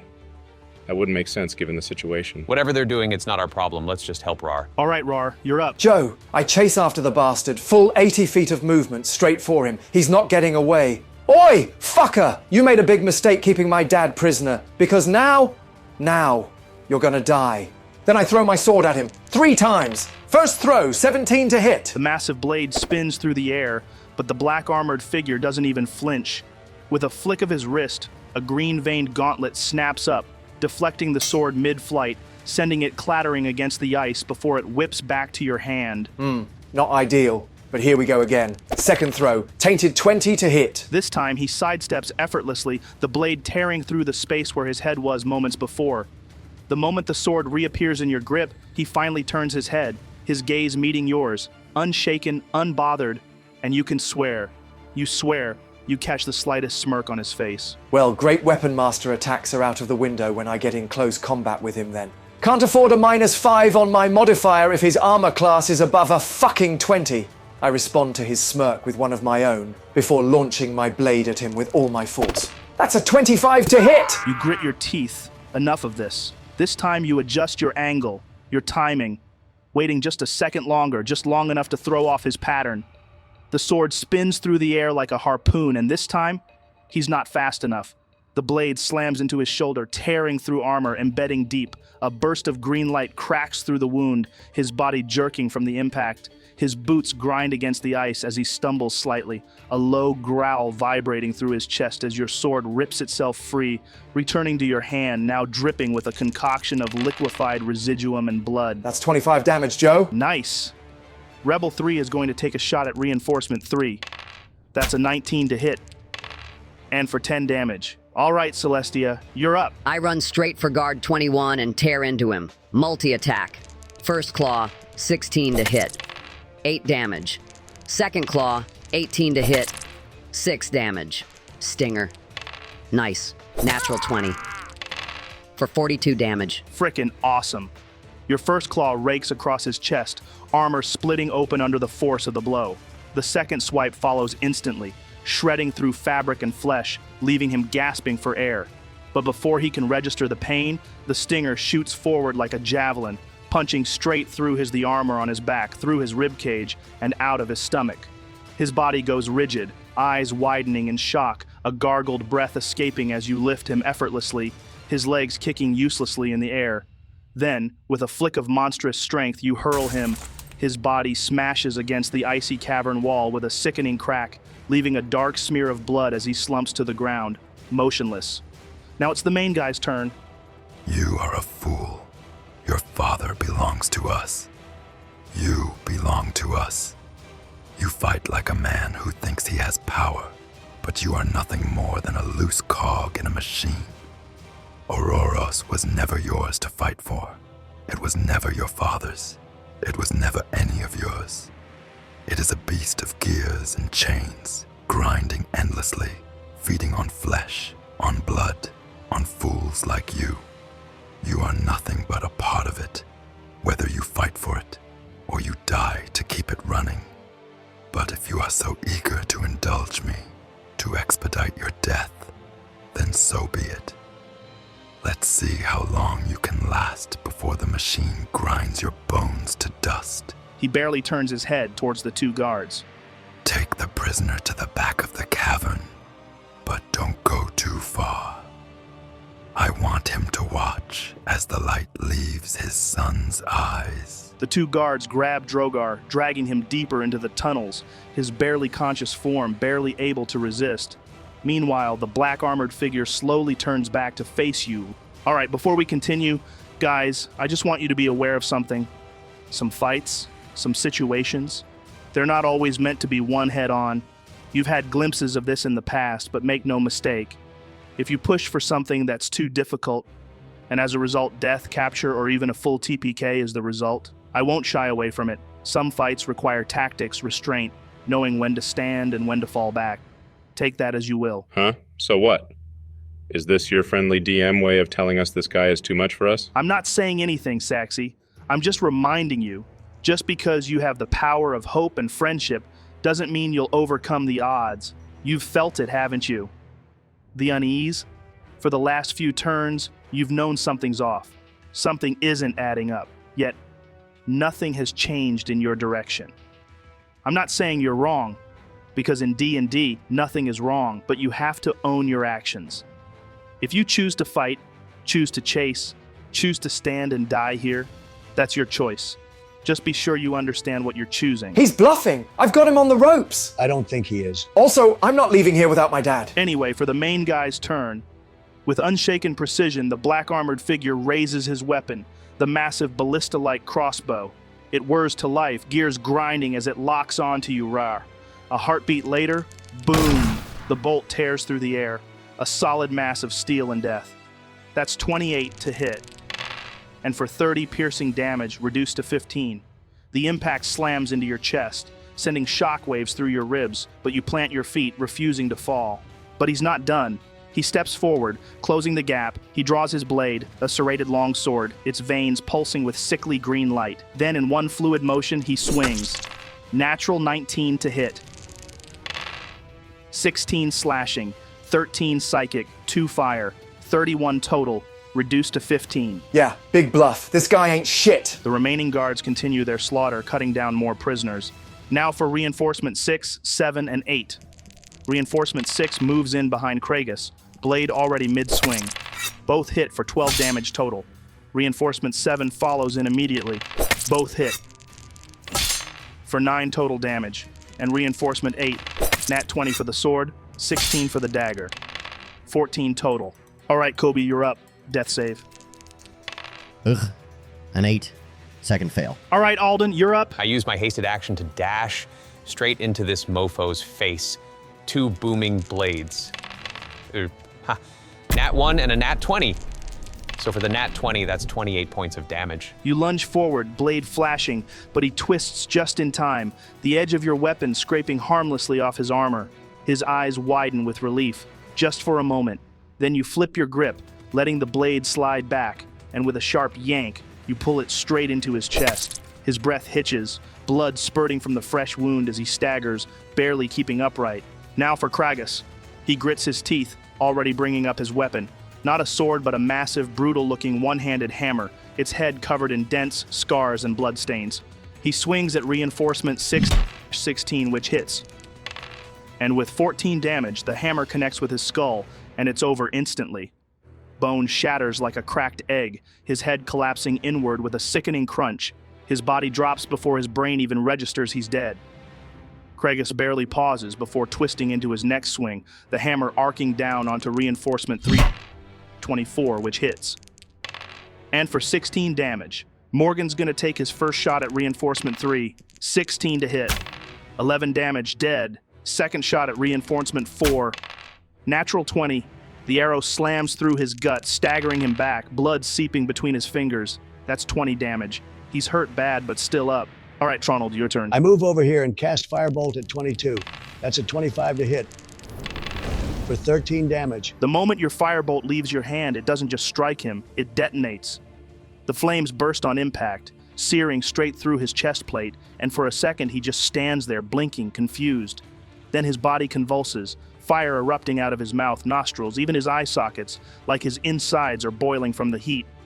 He lets out a single guttural choke before collapsing onto his knees, smoking, and then face first into the dirt. Reinforcement 4 attacks Kragus. Nat 20 to hit. Can you stop rolling nat 20s, man? Hey, just be glad it's the guards rolling them and not the black armored guy. Anyway, you're down, so shh. So his sword strike comes down hard, catching Kragus across the shoulder. 18 damage. Now for the dagger. Misses. All right, Mite, you're up. All right, got a little symbiotic juice back. 3 health neat. Time to move. Full movement over here, Joe. Using my feline agility to get right next to Celestia. Shall we go help Raarh? Yeah, fuck it. Probably for the best, given the situation. Tronald, take care of the last one. Should be easy enough for you. Yeah, I got it. Just get the hell over there. All right, then. Dimension door 200 feet this way. Let's go, Sugar Dumpling. Don't call me Sugar Dumpling. Mite and Celestia, you materialize in a storm of black and violet, your sudden arrival cracking the ice beneath you. The shockwave of your displacement sends a thin layer of frost spraying outward. To your right, Alden and Raarh are locked in a brutal duel with the black-armored figure. To your left, him, Drogar, barely conscious, his head slumped forward, while 2 guards drag him further into the cavern. The guards freeze, eyes darting toward the sudden arrival of new enemies. Hands tighten on weapons, whilst the black-armored figure doesn't even flinch. Rebel 2 quickly nocks an arrow, pulling back the bowstring and aiming for reinforcement 7. That hits. And for 10 damage. All right, Saxy, you're up. I don't care if they're not attacking us. I don't trust them standing there like that, just waiting. Watching. That's not normal. That's not right. I press myself against the pillar, exhaling sharply as I raise my arm, fingers tapping along the bracer's embedded arcane controls. A faint blue glow pulses through the metallic veins of my armor as the arcane cannon hums to life, charging up. Joe, I'm overcharging it. You sure? Because if it backfires... Yeah, I know. If it goes wrong, it might blow me to pieces. Thanks for the reminder, Dad. The energy coils intensify, sparking along my gauntlet, the entire cannon system heating up as I push it past safe limits. Normally, I'd get 1 shot per 5 minutes, but whilst overcharging, it's uncapped, with the risk that the core might rupture if I roll too low. Nice. Risky, but nice. We will see how that plays out next turn then. All right, Raarh, you're up. All right. 3 reckless swings. No great weapon master, just raw aggression. I tighten my grip on the hilt of Nepthet Ka, feeling the weight of the blade, feeling the rage burning hotter in my chest. My father is being dragged away. This bastard is in my way. Fine, then I'll cut through him. I step in fast. First strike, a brutal overhead cleave, aiming to split him in half. 20. Misses. The black-armored figure meets it head-on, twisting his wrist, his serrated blade catching yours, sparks erupting as he deflects it away like it was nothing. All right, fine. I twist my stance, bringing the next strike in low, cutting across his side where his armor shifts with movement. That's 22. Nepthet Ka bites deep, punching through the joint in his armor, carving through muscle, tendons, and whatever the hell is coursing through his body. He staggers, his blood dark and slick, but he just grins through it, like he's enjoying this. Tough son of a bitch, huh? Let's see you handle this. I pivot, twisting into a third strike, using the force of my last hit to drive it forward, straight across his chest. 27 to hit. The blade carves across him, splitting into the glowing veins beneath his armor. A spray of dark, unnatural blood spills across the ice, sizzling as it touches the ground. His body jerks from the impact, but he doesn't fall. He doesn't stumble. He just smiles. Good. Now you're getting serious. So that's 51 damage dealt from those 2 hits, Joe. Rebel 3 raises his short bow, pulling back the string and lining up a shot on reinforcement 8. Nat 2 misses completely. All right, Celestia, you're up. I lunge at guard 24, my massive bone devil form towering over him. 2 claws, 1 stinger. Huh. What are the chances? Joe, I just rolled 315 in a row, so that's 24 to hit on all 3. Ha, nice. What's the damage? 1 second. 45 damage total. He's looking very rough, but he's still standing. Huh, you're tougher than you look. I flick the blood off my claws. All right, black armored figure's turn. He steps forward and brings his serrated longsword crashing down on you, Raarh. With a 16, the first slash comes in fast, and you barely have time to brace. The blade rips through your flesh, a shockwave of searing pain as something digs into your mind, psychic energy burning through your skull as fire licks along the wound. You grunt through the pain, but he's already moving again. He rolled a 24. The second strike is a wicked diagonal cut, carving through muscle, a twist of unnatural force behind the blade that makes your vision blur for half a second. Blood spatters across the ground as he yanks the blade free. For the final attack, that's a 29 to hit. This strike, the real one, comes low, then faints high, and you barely have a second to register before it slams into your side, the serrated edge biting deep. Another shock of pain runs through you, the flames from the blade searing your flesh, the psychic force hammering into your skull like a spike being driven through your mind. So that's 61 damage total, halved to 30. Oh no, I'm on 1 health. You're still standing. I cough, tasting iron in my mouth. My legs are shaking, my vision's swimming, but I'm still standing. My sword is still in my hands, and that means I'm still in this fucking fight. It's okay, Raarh. Celestia and Mite are here for backup, and Saxy and Tronald will be here soon. We're not alone in this. Yeah, you big green hunk of sex appeal, we got you. We ain't leaving you to die here. And besides, you didn't really think you'd be the only one tearing this guy apart tonight, did you? Coming in hot. As soon as we've taken these out, at least. Yeah, buddy, me and Saxy will be there ASAP. You're so foolish. His voice is cold, calm, too calm. It carries the tone of a man who has already won. You think this is about you, about your father. You think it matters whether you live or die, whether he lives or dies, whether I live or die. You have no clue, but soon you will. There's no mockery in his tone, no arrogance. Just the chilling weight of someone who knows something you don't, something you can't. He's not taunting you. He's just stating a fact. Just shut the fuck up. I've heard enough of your bullshit. The only response you get is a slow, knowing smile. All right, Celestia, guard 24 comes at you first, blade swinging in a clean arc. That's 21 to hit, 9 points of damage. Give me a concentration check. That's a 17. Nice. You keep control, but you're not out of the woods, because here comes guard 25. That's 23 to hit. And for 10 damage, give me another concentration check. Uh-oh. What did you roll? A 9 total. Yikes. The slash rips through your form, and this time, the magic collapses. The sickening snap of arcane backlash races up your spine, and suddenly, your wings are gone. Your claws are gone. Your tail, your strength, your towering form, all of it vanishes. I'm not best pleased about that. Guard 23 moves swiftly, stepping over the broken bodies and discarded weapons, his crossbow already raised. But he's not aiming at any of you. Not at the fighters. Not at the ones who could strike back. No. He takes aim at another prisoner. A sharp crack echoes as the bolt fires, slicing clean through the air before burying itself in the chest of an unarmed man huddled with the others. A sickening gurgle, a shudder, and the prisoner crumples, lifeless, onto the frozen ground. Will you stop attacking people who can't fight back, you absolute pussy? The guard doesn't even glance your way. He just reloads. All right, top of the round. Reinforcement 7 is going to attack Kragus. That's an 18 and 17 to hit for 12 damage total. Reinforcement 8 also makes a sword and dagger attack. That's a 21 and a 24 to hit for... Okay. So, the guard steps forward and the sword strike comes fast. It slashes across Kragus's chest, staggering him, forcing him to take a knee as blood spatters the ice. But then, the dagger. A thin, curved edge of steel flashes in the dim light, driving forward, fast, precise, deadly. The blade slips beneath his collarbone, right into the narrow space between the clavicle and neck. A perfect kill shot. The guard twists the handle ever so slightly, and Kragus lets out a sharp, choked breath. His muscles seize, his fingers twitch, his grip on his weapon loosens as his legs give out beneath him. The fight drains away. His massive frame collapses to the frozen floor. And with that final dagger strike, Kragus drops. He's unconscious. Hey guys, I just thought I'd let you know. We're in fucking trouble.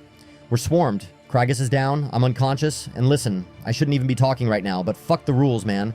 I've been back like a day. I don't want to go away just yet. I didn't even get to finish my goddamn breakfast. Calm the fuck down, Kobe. We can't do anything back there right now. We won't make it in time. It's gonna have to do. Oh, so that's it? You're just gonna leave us to die? What choice do we have, man? Have you seen the size of this map? Look where we are. We can't just magic our way over there. Like, for real, we don't have the spell slots or the prepared spells. Look, worst case scenario, we can bring you back. But you're making me break the rules now by talking out of character, so shh. I mean, it is getting a little dicey though, isn't it? Nah, he's tough, but he isn't that tough. Morgan spits on the ground, voice steady but rough. Like a man who knows the odds and doesn't give a damn anyway. Ain't no man ever lived forever, boys, and I ain't planning on making history today. But I tell you one thing, I ain't going down without a fight. Not while there's still breath in my lungs. Not while my fingers still work this damn bow. You want to take me, you bastards? You best be ready to bleed for it! He looses 2 arrows in rapid succession. Thunk, thunk. One strikes reinforcement 4 in the shoulder, staggering him back. The second finds its mark in his gut. A deep, ugly hit. That's 20 points of damage. Tronald, you've never felt more alone. Saxi has almost disappeared into the chaos ahead. Celestia, Raarh, and Alden are locked in battle against the black-armored figure. The rebels at the entrance are barely holding on. Kobe is down, bleeding out, and Kragus isn't moving. The ice-hold reinforcements keep pressing, whittling away what little ground they have left. Your flank is crumbling. Then, movement. At first, you don't register it as anything more than shifting figures in the melee, but then it clicks. It's the guards Saxi, Alden, and Raarh saw. They're repositioning, 6 of them, stepping in, forming a line, a barricade between you and the others. Their crossbows rise, leveled steady, but they don't fire. They're waiting. Saxi, from your position, you catch the movement too. The guards aren't even looking your way. They don't notice you. Their attention is locked entirely on Tronald, cutting him off from the group. Then, footsteps. Not the heavy thud of armored boots. Not the quick, frantic scuffling of battle. No, these steps are something else entirely. Refined, graceful. A measured, unhurried tap of polished heels against ice-veined stone.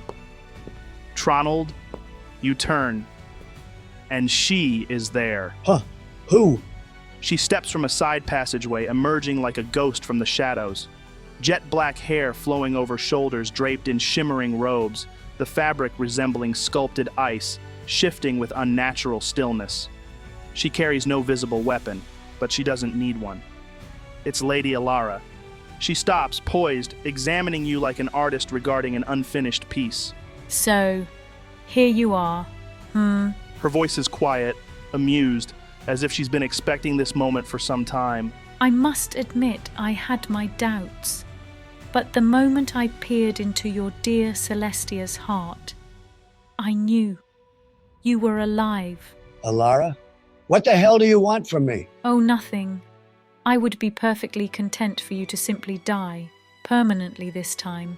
But the Emperor, he has other plans.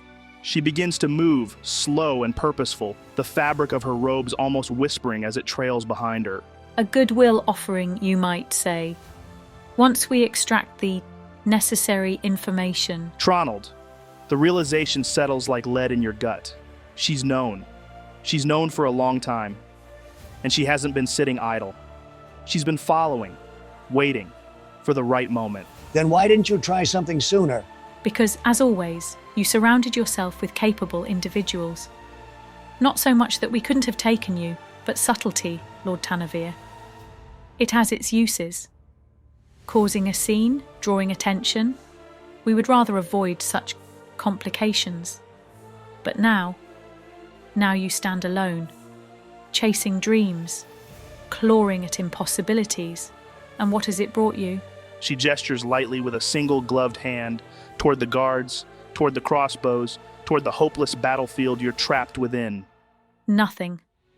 Just a desperate struggle leading only to your downfall. If you're going to take me, take me. Just leave my friends out of this.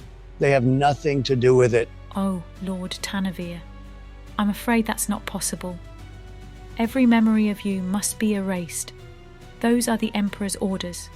So, your friends, they will die.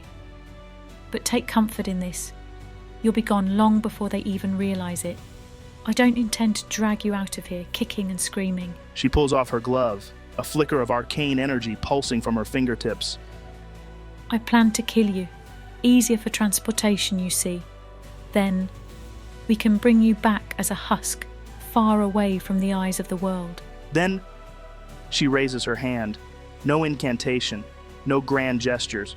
Just a slow, deliberate movement, like the closing of a coffin lid. A void cracks open around you, swallowing light, sound, and warmth in an instant. Black tendrils of necrotic energy explode outward, spiraling from a single point, a swirling abyss of death itself. She casts Circle of Death. Your muscles lock, your breath catches. The arcane force is pulling at you, at the life in your bones, at the magic in your veins. Tronald? Lady Alara raises her hand, and the air around you warps, bending inward as if space itself is gasping in horror. Then, it happens. A pulse of necrotic energy erupts from her fingertips, expanding outward in a colossal 60-foot radius, devouring the cavern in darkness.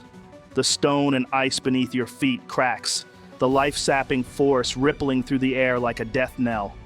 Shadowy tendrils lash outward, curling around your limbs. Your skin burns, not with heat, but with absence. Make a Constitution save for me, Tronald. That's a 21. Nice. So you managed to brace against the worst of it. That's only 27 damage, reduced to 13. But remember, you'll keep taking damage for every turn you stay in the circle. I know how it fucking works, Joe. Also, give me a concentration check for Raarh's haste. Oh, come on. That's 2 7s. Ugh. I'd use the mind sharpener Saxi gifted me, but I really don't want to waste any reactions right now. Everything I do here could be the difference between living or dying, but I also can't afford for Raarh to lose that haste in the middle of combat either. So, I'm going to use a lucky. Phew, much better. I rolled a 19, Joe. Nice. So you barely cling on to your concentration.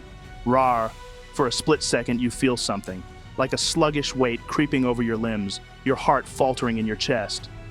The raw energy of haste flickers, weakening. It's as if fate itself is about to snap it away, but then something shifts. A thread of destiny rewoven in an instant. A force unseen wrenches your momentum back into place. Your strength returns, your blood surges. The haze clears before it fully settles.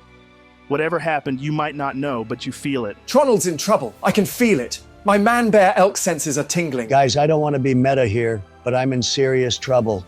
She knows I can't just walk out of this zone, and if I burn my action or bonus action to assist, I'm just letting her get another free turn to do whatever the hell she wants. Fuck, man, fuck. Yeah, this is a rough spot. She's playing the long game, and she's already got you locked down. All right, Alden, you're up. Haste runs out next turn, so I'm going to make the most of it. 2 attacks, 2 booming blades on the bastard.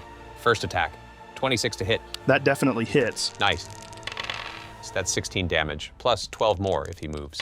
Second hit, 14. Damn, that misses. Yeah, he shifts just in time, your blade scraping against his armor, but it doesn't land clean. All right, no time to waste. Using my hasted action, I polymorph into a giant ape. All right, your form shifts in an instant.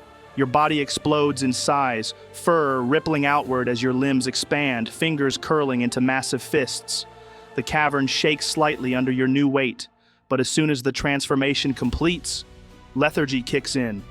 That haste crash slams into your system like a brick wall.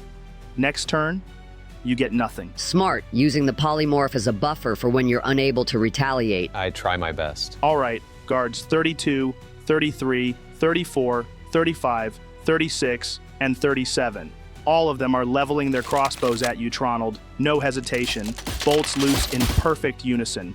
24, 16, 19, 20, 17, and another 20 to hit. So yeah, all of them are landing. Shield. All right, you throw up your shield, magic flaring as a translucent barrier snaps into place. That raises your AC to 21, but the 24 still gets through. That's 11 damage. That's exactly why I didn't waste my damn reaction. My God, I'd ask if you're actually trying to kill me here, Joe, but I already know the response. Oh yeah, I'm trying to kill you, buddy.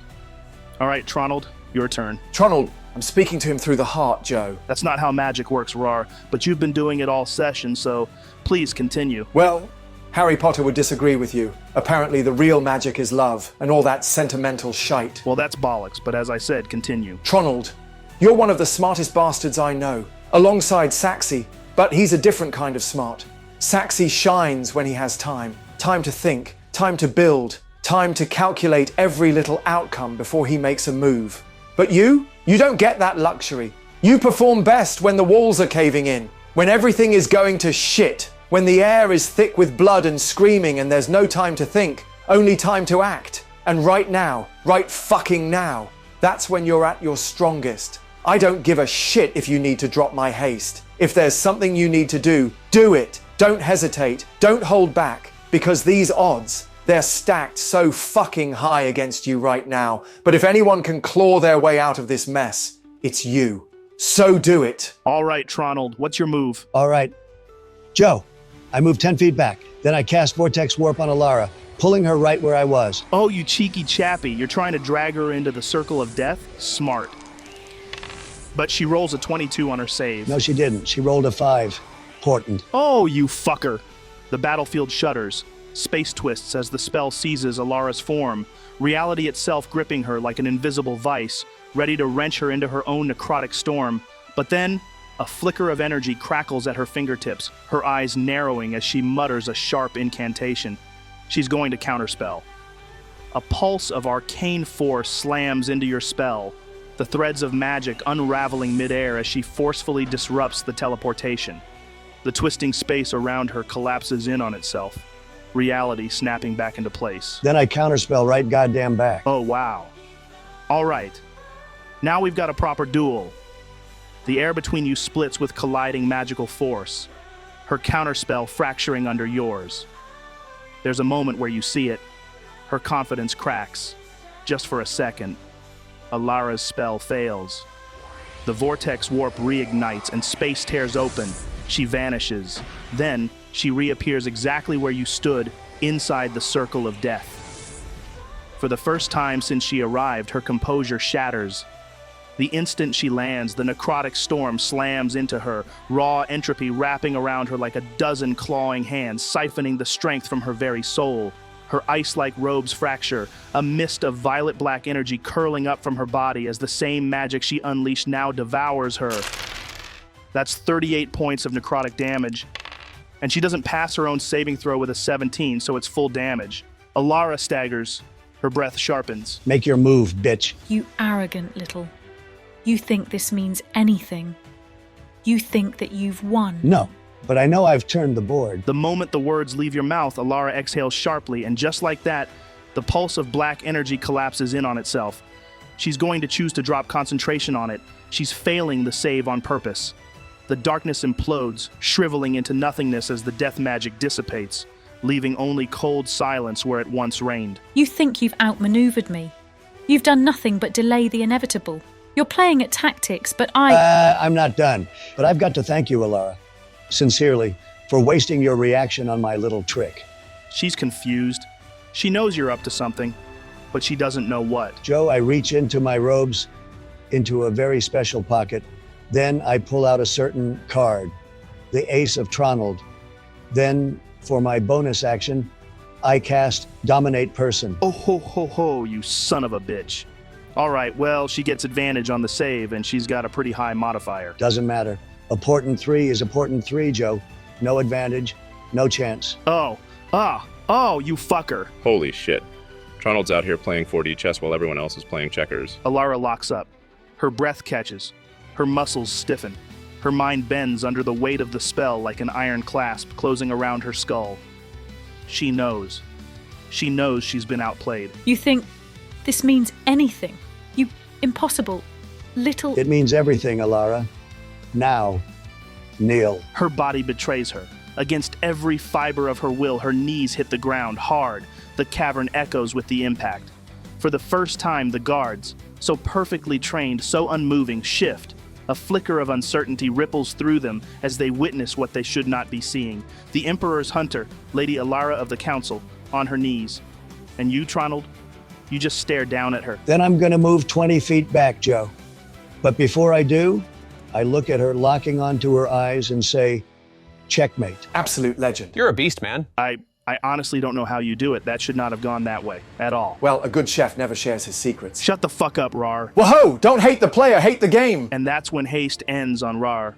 A wave of exhaustion slams into your body like a collapsed avalanche. The fire in your blood snuffs out, your pulse stuttering, your limbs lock. You're now suffering from lethargy for the next turn. But I don't want to have leprosy. Kill me. Now it's Reinforcement 4's turn. 1 sword, 1 dagger on Morgan. Nat 20 and a 14. For 21 total damage. All right, Mite, you're up. Hey, Joe, so I kind of messed up. What the hell have you done now? Okay, so last session I got confused and thought my symbiotic recovery scaled up to 75% of my health pool because I get that at total level 10. But yeah, turns out I was just looking at the wrong section. So you got to knock 6 health off me. Damn cheater. I got confused, man. Easily done. Yeah, it's no problem, man. You haven't been hit in any major way where that would have changed things, so we'll just knock it off now, and it's all good. All right, back to business. Mite, you're up. All right, let's see if I can slow this bastard down. I'm going to cast Hold Person on the scary dude. Yeah, nah, no chance. He shrugs it off. 22 on the save. Damn. Well, I suppose not all of us can be as glorious as Tronald. Whatever. All right, screw it. I run up the walls over here, and I take a bite out of guard 24. That's a 19 to hit for 12 damage. Mite, you lunge. Your body moving with that unnatural feral speed. Your jaw unhinges, and then you sink your teeth deep into the guard's throat. A sickening crunch follows. He barely has time to gurgle before the force of your bite rips into flesh, blood spraying across the wall. His hands twitch, a reflex grasping at the gaping wound before his body goes limp. You feel the last shudder of life pass through him before you release, his form crumpling to the cavern floor in a motionless heap. The air smells of iron. The kill is satisfying. Rebel 2 is going to make an attack on Reinforcement 4. That's a 19 to hit. For 7 damage. All right, Saxy, your turn. I release my arcane cannon, lightning shot, hitting all of them. Yeah, but first, give me that check to see if it backfires or not, Saxy. That's a 23 on my intelligence check for the overload. It works fine. That's 44 points of damage to all of them. Nice. The cannon fires, and for a split second, the cavern is lit up like a storm breaking through the sky. An explosion of pure, blinding lightning detonates almost point blank into the unsuspecting guards. The force is instant. The guards barely have time to register what's happening before raw energy tears through them. The air itself splits apart with the sheer voltage. The rock beneath them cracks under the concussive force as arcs of white-blue electricity dance across the cavern walls, igniting metal, overloading their armor, ripping through flesh. They're still standing, but damn, you did a number on them. Then I fire my pistol at guard 33. Bonus action, loading it with a teleportation bullet. That's a 22 to hit for 6 damage. That's enough. The bullet punches straight into guard 33's chest, not just piercing, but imploding, the sheer force sending him staggering backward. Then he stops. Dead. But you, Saxy, you're already gone. a flash of blue light, then you're right there in their faces. The remaining guards jerk back in shock. They barely have time to register your sudden arrival before you're standing dead center, right in front of them, cutting off their route to Tronald. All right, here we go then.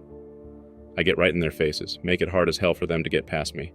Then, for a free action, I deactivate my armor. Wait, what? Tronald, this slim chance we've got, the only chance, it vanishes if you lose concentration on that spell, or if you die. So, take the only thing I can offer you. My armor. Joe, I command my armor to fully abandon me and latch itself onto Tronald. The arcane plating across Saxi's body unlocks, the seams along his chest hissing apart as plating retracts, disassembling piece by piece. The runic core hums, energy flickering wildly as it disconnects from his body, and then it moves. Tronald. Before you can react, the armor shifts. A command, not spoken, not external, but willed. The detached plates fly toward you, rearranging in midair, locking into place as they seal around your body. The energy core reconnects, runes realigning perfectly against your chest. And suddenly, it's yours. The moment the plating seals, a surge of arcane power floods through you. Weightless but invincible. Your body feels stronger, faster, every motion sharper. Saxi stands bare-chested, exposed, unarmored, and smiling. You've got this, buddy. Your AC drops to 16, Saxi. Tronald, yours is now 21. Saxi, you insane son of a bitch. Let's make this count. Okay. So, it would be Raarh's turn, but you're still suffering from haste withdrawals. So, you're out this round, buddy. Rebel 3 attacks reinforcement 7. 25 to hit. That connects for 8 damage. Celestia, you're up. What's Drogar doing right now? He seems completely out of it. Like he's not even there. Eyes dull, unfocused. But you notice something. Around his wrists, manacles, but not connected by chains. Instead, they're 2 separate bracelets made of deep green metal. Something arcane. Okay, I cast Dispel Magic on the manacles. Celestia, the moment you do, something changes. Drogar's head snaps up. His eyes widen, not in confusion, not in hesitation, but in clarity. And then he roars, not a cry of pain, not a scream of surprise, but a war cry. His body bulges with sudden strength, his chest heaving as his muscles tense and expand. His breath frosts in the air, hot against the cavern's chill. His hands tear forward, metal snapping apart like brittle ice, shards of the broken spell crumbling to dust at his feet. And then his rage takes him. He lunges, grabbing the blade from the corpse of Guard 24. And he's not hesitating. 3 reckless attacks against Guard 25. That's a natural 19, which is a crit for him, followed by a 24 and a 25. The first strike, it cleaves through armor like paper, the edge splitting through the guard's ribs, carving deep bone snapping beneath the sheer force. The second strike is a gutting blow, ripping open his midsection, blood spraying across the cavern floor. And as for the third strike, it's a killing blow. The sword carves up, deep, brutal, final. With a single swing, Drogar severs the man's head from his body. The helmet clatters to the stone before the body even has time to fall. And then, Drogar charges forward, blade dripping, eyes locked on the main enemy. Damn. Man was waiting for that moment. And that is how you wake up a berserker. Now it's the main guy's turn. The black-armored figure stands amidst the chaos, unmoving for a moment. Then, his armor pulses, veins of sickly green energy coursing through the plates like something alive, something hungry. Then, he screams. It's not human. It's raw, monstrous fury, a wretched, unnatural distortion of sound that shakes the cavern walls. The ground explodes in a 40-foot radius around him, sending waves of pure, arcane energy surging outward in all directions. Everything caught inside is hit at once. That's 32 points of damage to both Raarh and Alden. Make Constitution saves. That's a 21 for me. 22. You both pass, so that's 16 damage each. I'm down for a split second before I rise back up, once again beating Jesus' respawn timer because of my orcish endurance. So, an interesting thing, the magical field that his armor emitted, yep, it's still there. So, this entire area is now an anti-magic field. Well, that's not good at all. Alden, your ape form took the 16 damage, but it's now gone. While you're inside this field, polymorph is completely negated. Make a concentration check to see if you lose it permanently. Phew, 17. You hold on to it, but for now, it's useless. While you're inside this field, it won't reactivate. Anyway, because you polymorphed, your blade song is also gone, and your mage armor is gone because of the field. Your armor class is now 15. I don't like that, Joe. Tough titties. And now, he's coming for you, Alden.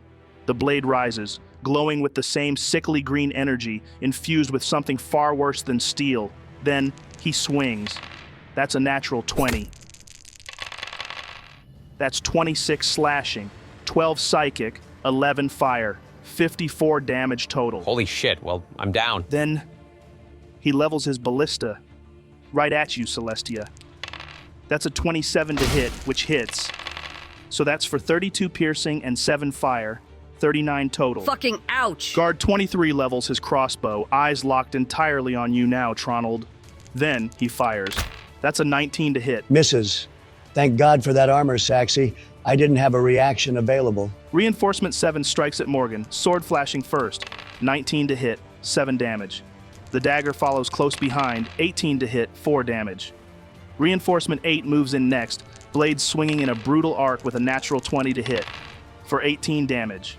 The dagger comes next, 21 to hit, for 4 damage. Morgan takes 33 damage in total. Kobe, you're up. Final death save.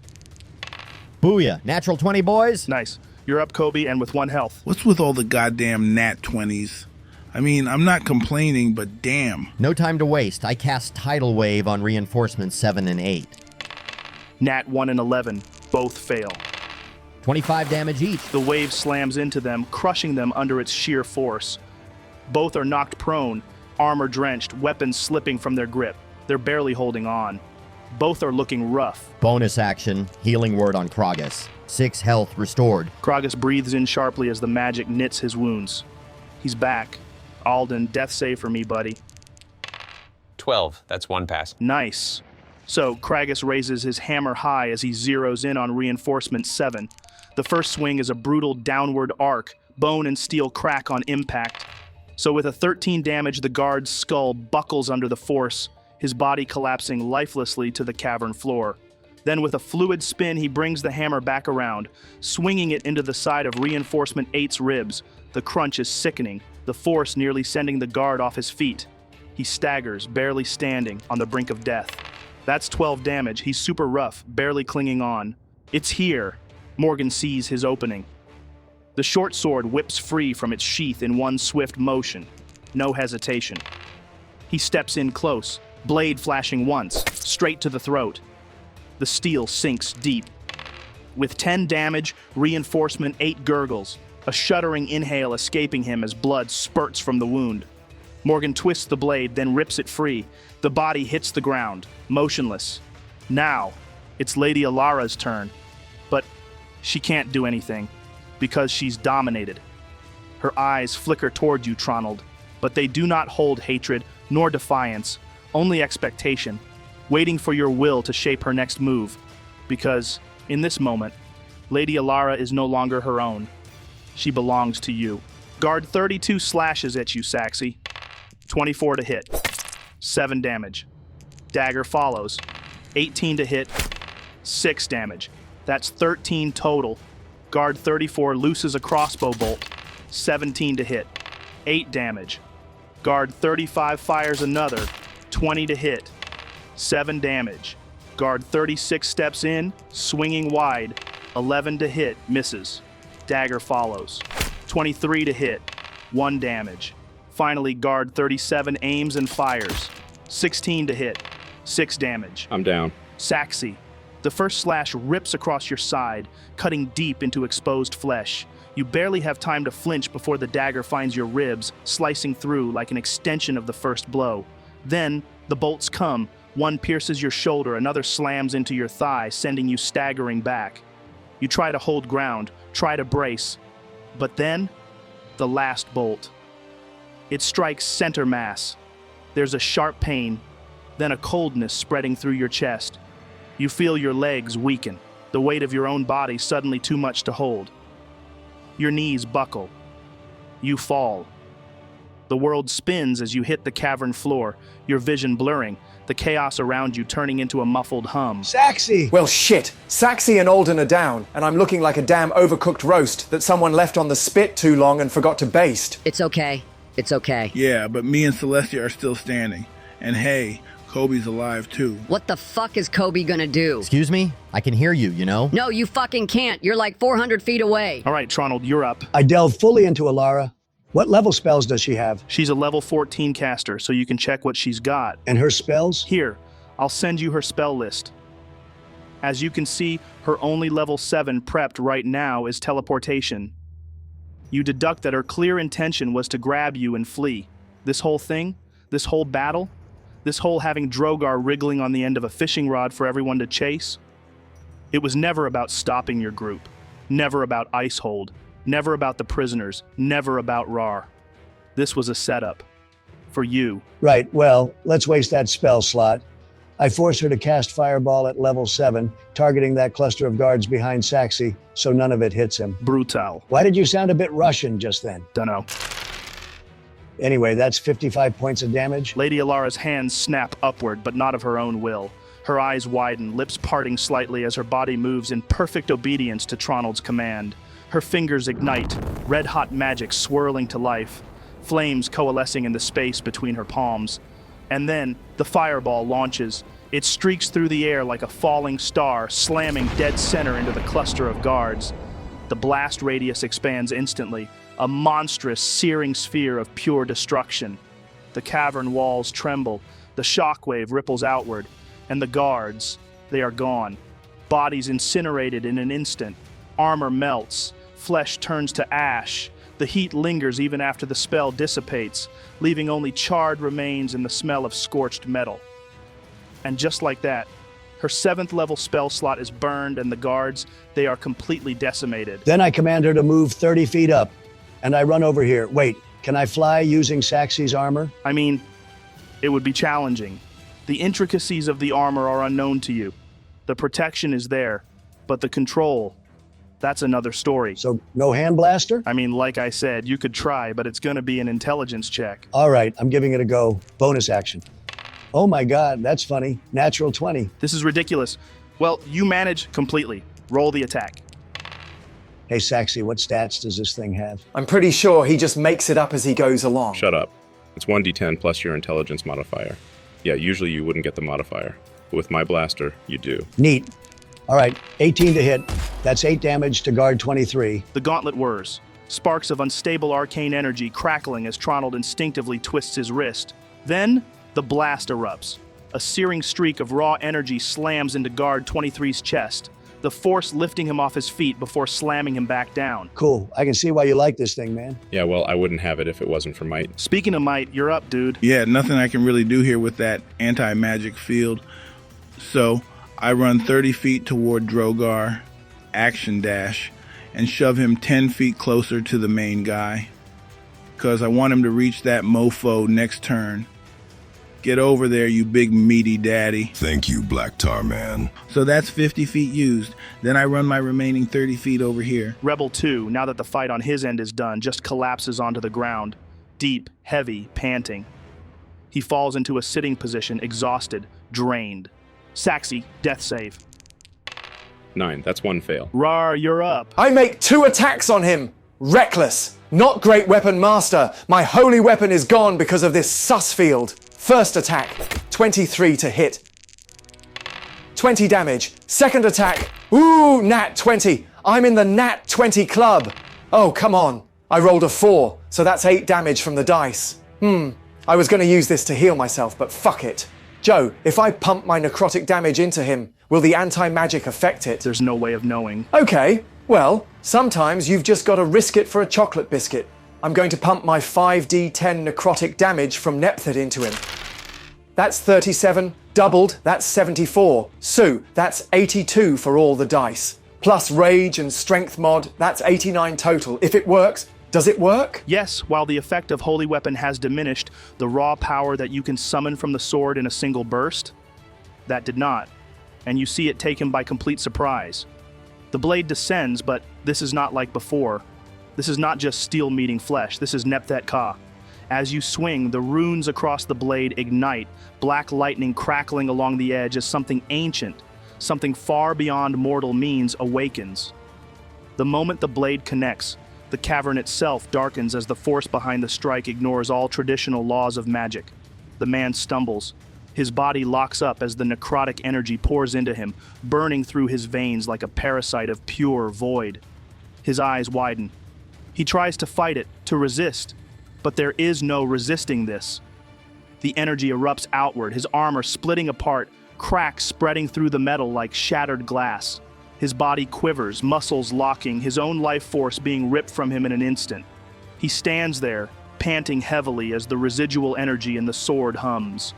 Not with magic, not with spellcraft, but with something older, something that does not bow to the laws of anti-magic, someone that does not bow to anything at all. You're so fucking cool, Nepthat. Thy zeal doth please me, warrior.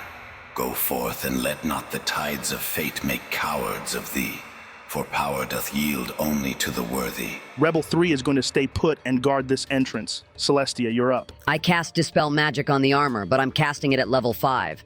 Can't afford for this to fail. Level 5? Yep. Well, in that case, the armor fizzles out. The sickly green glow that once pulsed across the metal fades. The air itself shifts, as if something that wasn't supposed to exist here has been erased. And just like that, the anti-magic is gone. Side note. If it was the spell anti-magic field, this wouldn't have worked. But this was an enchantment on the armor itself. Bigger range, less utility. Honestly, I'm just glad it worked. Now it's your father's turn, Raarh. Drogar rushes forward, his eyes locking onto you, and then your sword. Hand me that sword, boy. Do you release? Of course I do. Here you go, Papi. Treat him with love. Then he's going to make 3 attacks with Nepthat Ka. Reckless. First attack. 23 to hit second attack. 25 to hit third attack. 17 misses. So that's 29 total damage, but he's not done. Action surge. Fourth attack. 26 to hit. 12 damage. Fifth attack. Nat 19, that's a crit for 29 to hit. 27 damage. Sixth attack. 27 to hit. 15 damage. That's 54 additional. 83 total. Drogar just wrecked his shit. Damn, you're impressive for an old geezer. Thought maybe you'd gone soft after all that time locked up, but no, still got it. Strength does not fade with age, boy. Only those who allow it to. I am not one of them. Yeah, real inspiring. But let's be honest, I carried you a little just now. You handed me your weapon. Exactly. Jeez. So this is why Mum always said you were a pain in the ass. Gods, you're about as warm as a frozen steak. A warrior's warmth is found in battle. The rest is wasted breath. All right, the main guy's turn. The black-armored figure barely reacts to the devastation Drogar just unleashed. His stance remains unshaken, his presence unwavering. But there's something different now. He is done playing. His blade flicks up, fast, brutal, a single effortless motion, aimed straight for you, Raarh. That's a 25 to hit. For 15 damage. I'm down. Raarh, you barely have a moment to react before the blade finds you. There's no wasted motion. The edge bites deep, not wild, not reckless, but with perfect execution. The force of it punches through your side, cleaving through muscle and sinew, carving straight to the bone. For the first time since this fight began, you are no longer in it. Rip! Now he's going to make his first actual attack towards Drogar. Lol, natural 20. Like, seriously, how many natural 20s? Y'all need to put your dice in for a fairness check. So, all dice doubled. That's 54 damage. Take 11 off because of his rage, so that's 43. Plus 5 for the modifier. That's 48 total. The blade arcs upward, cutting through the air. Drogar, already fatigued from slavery, bleeding and worn, takes the full brunt of the impact. It tears into his chest, splitting deep, the force of the blow lifting him off his feet before slamming him back into the cavern floor. His breath leaves him in a heavy, guttural exhale. For a moment, it almost seems like he'll rise again. But then, his body stills. The sword slips from his grip. The fire in his eyes flickers out. Drogar is down. Second attack, Ballista, towards you, Celestia. That's a 27 to hit. Why are you even asking? I wasn't asking, I was stating. Holy fuck. So he rolled max damage on 3 of his 4 dice. That's 39 plus 5 for his modifier. 44 total. Fan-fucking-tastic. I'm down. The moment the trigger clicks, the ballista bolt launches, a steel-tipped monstrosity cutting through the cavern. The bolt slams into your chest, tearing through armor, the sheer force lifting you off your feet, then driving you into the cold stone below. The last thing you feel? The unforgiving cold of the cavern floor. Well, fuck. Head count, people. Who have we still got? I'm still up. Me too. Barely. Fuck. Well, guard 23 makes a shot towards you, Tronald. 25 to hit. Can you stop rolling so high? No. I used my last lucky. 23 to hit. Still hits. That's 13 damage. Concentration check for me, Tronald. Oh, gods, please don't do me like this. Yes, 15, that's a pass. Lucky. Huh? You're telling me this guard has lucky? No, I'm saying you're lucky. Oh, I know. Kobe, you're up. I'm going to dash 60 feet up. Then I cast Healing Word on myself. That's 8 points healed. Nice. Alden, give me a death save. Damn, a 7. That's a fail. Oofed. Unlucky. Both Kragus and Morgan are going to move up here. Now it's Lady Alara's turn. She can't do anything. And because there's no direct threat to her, she's just going to stand there, enjoying the climate. Tronald, your turn. Does she have haste? She does have haste, yes. Perfect. I command Alara to cast haste on me at level 5. I know it won't do anything extra, but that's not the point. I'm wasting her spell slots. Wow, ruthless, but smart. You feel it immediately. Your body lightens, your reflexes snap into overdrive. I use my movement to run 60 feet up. Then I use my hasted action to run another 60 feet. And before I forget, I mentally command Alara, kill that guard next turn. That's your order, but don't hurt anyone else. Just in case you were getting any bright ideas about dropping an area of effect spell on top of Saxy, Joe, I know what you're like. Wow, that's so true. I absolutely would have done that. But I'm proud of you for specifying. I knew it. You tear across the cavern floor, your footsteps echoing in the icy tunnels. The air grows thicker, colder, the battlefield fading behind you as you push forward.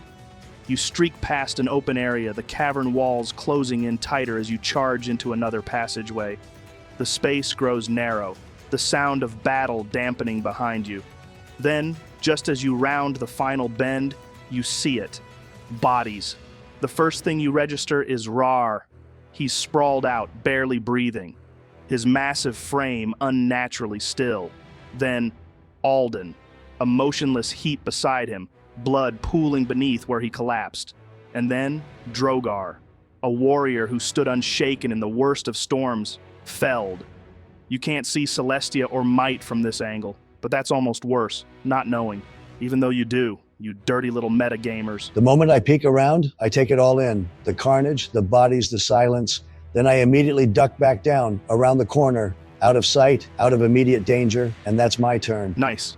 All right, Mite, you're up. I move around the corner. How rough is Green Sauron looking? Not great, dude. Oh, really? Nice. Did you just call him Green Sauron? My hands weave together, arcane energy coiling in my palms, the heat intensifying. Then I cast heat metal on his armor at level 3. That's 19 points of damage. The air around the armored figure distorts, waves of rippling heat rising off his plate as it glows red hot in an instant. The moment it takes hold, the metal sears into his flesh. Smoke curls from the gaps in his armor, the smell of burning flesh choking the air. He gives a sharp snarl, his body tensing as he tries to endure it. But pain does not negotiate. Then I move 10 feet back, just in case. Right, I need death saves from Saxy, Raarh, and Celestia. I'll roll one for Drogar. Rolled a 3. That's a fail. Oops, that's a 9. Fail. Guess I'm not as stubborn as I thought. I'd kill for a steak right now. How are you thinking of food at a time like, oh, come on? Natural fucking one. Where's my natural 20? This is bullshit. All right, so Drogar rolled a 6. That's also a fail. Wow. 4 fails. That's crazy. I'm actually a little nervous here, guys. No, you don't get to do that. You don't get to try and kill us and then feel bad when we're dying. I never said I felt bad. I said I felt nervous. Oh, well, that's okay then. All right, his turn. The black armored figure moves forward 30 feet. Then, he raises the ballista. He fires at you, Mite. That's 26 to hit. Silvery barbs! Neat. Ah, unlucky. His new roll was a 24 to hit. Lucky. Ha. He rolled another 24. Anything else? Please no. Ha. No. That's 26 damage. Then, he fires again. 25 to hit. and 19 damage. I'm down. The first shot slams into your ribs, the sheer force lifting you off your feet. The air is forced from your lungs, a sharp burst of pain radiating through your body. You barely have time to process it before the second bolt hits. The impact drives you down, the tendrils of your symbiotic form convulsing, reacting instinctively, lashing out at the air like a dying flame grasping for oxygen. Then, something cracks. Your vision blurs. Your limbs fail you. The black shifting mass of your symbiote oozes off your body, melting into the floor like ink dissolving in water. Its form quivers, pulsating in erratic, sickly motions, struggling to hold itself together without you. A low, guttural voice slithers into your fading consciousness. Now, hear me out. How about you give me full control? I mean, I'm not against it, but like, let's say you get dropped the second you come back, then I'm dead. You see my issue here? It's not that I don't trust you, it's just that I don't like the concept of, permadying. Ah, that's fair. That's fair. You know what? I like this. Us. This whole blossoming relationship. Very healthy. Communication. Fantastic. Oh yeah, super healthy. Nothing says mutual respect like me being a bleeding pile of shit on the ground while you try to coax me into body hopping. So, that's a maybe? I'm thinking about it, alright? Guard 23 chases after you, Tronald. He hasn't spotted you yet, so instead he takes a shot at Saxy. That's a 13 to hit, which misses. Can you please not shoot my corpse? I still have a chance to be re-alived. Never. Fuck you, dude. All right, Kobe, you're up. I'm just gonna run up here faster than a possum on payday in a Dollar General parking lot, Joe. Okay, I'm going to pretend I understood that. Anyway, Craigus and Morgan are going to do the same. Now for Lady Alara. Obeying your command, Tronald, she is going to cast Fireball at level 5 toward Guard 23, making sure to miss Saxy. That's 43 damage. And... oh, he fails his dex save. So, yeah, he's turned to ash. Just gone. Poof. Tronald, you're up, buddy. Joe, I run around the corner again using my movement. Tronald, you round the corner. The battlefield expands before you, bodies strewn across the cavern floor, the air thick with the stink of blood, smoke, and magic. But your eyes lock onto one thing. Him. The black-armored figure standing amidst the wreckage, his massive form still, his blade held at his side. Waiting. There is no fear in his stance. So, the prodigal son has returned. A pause. His head tilts slightly. Then, he laughs. At first, it is low, a mere breath. Then, a chuckle, dry and rasping. And then, it grows. The laugh builds, sharp, jagged, unnatural, reverberating through the cavern like a twisted echo. It is not the laughter of a sane man. Something funny? You truly do not see it, do you? Over whom shall he reign?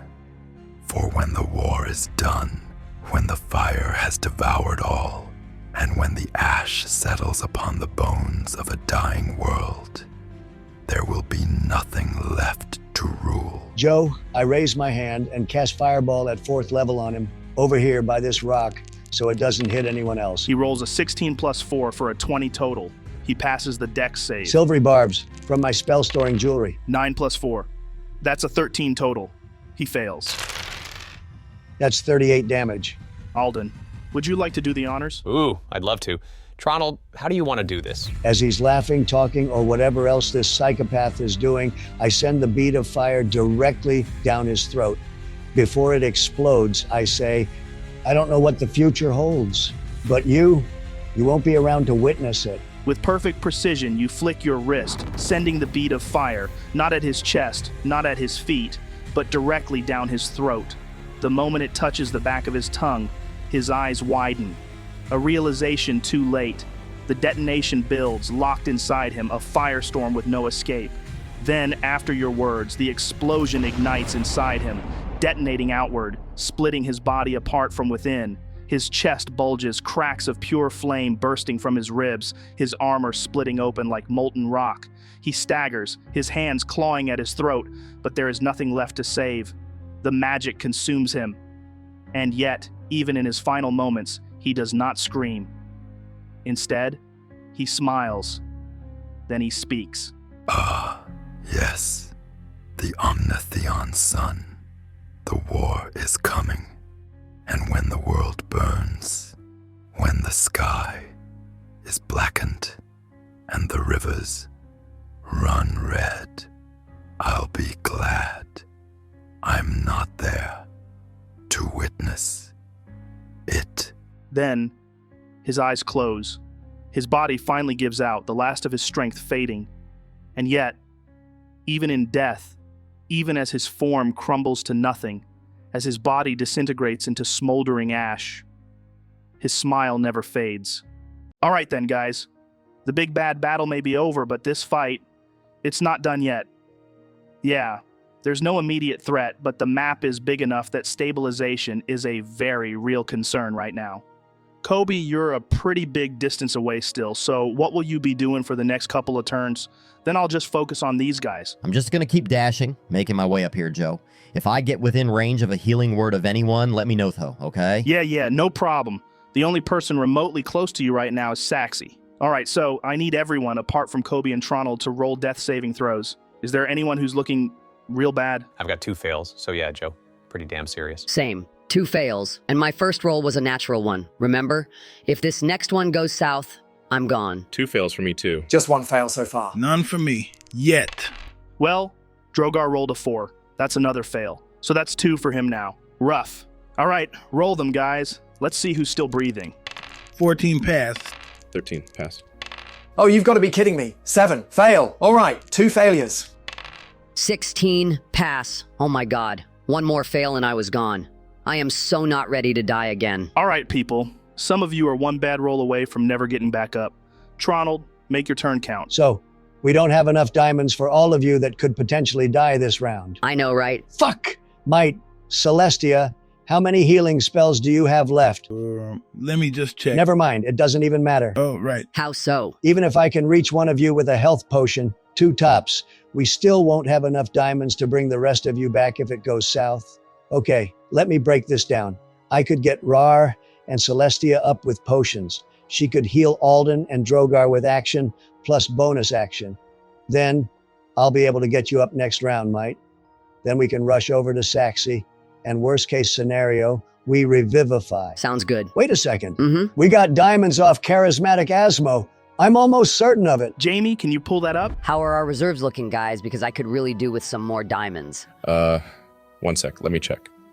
So we have 1340 platinum left, 1250 gold, 200 golds worth of diamonds, and 1500 golds worth of emeralds, sapphires, rubies, alongside gold and silver jewelry. Hey, Asmo, do you reckon we could do a straight swap for this bag of 1500 golds worth of gems and jewelry in return for diamonds? Yeah, I have no issue with that. But I've only got about 1200 golds worth of diamonds on me right now.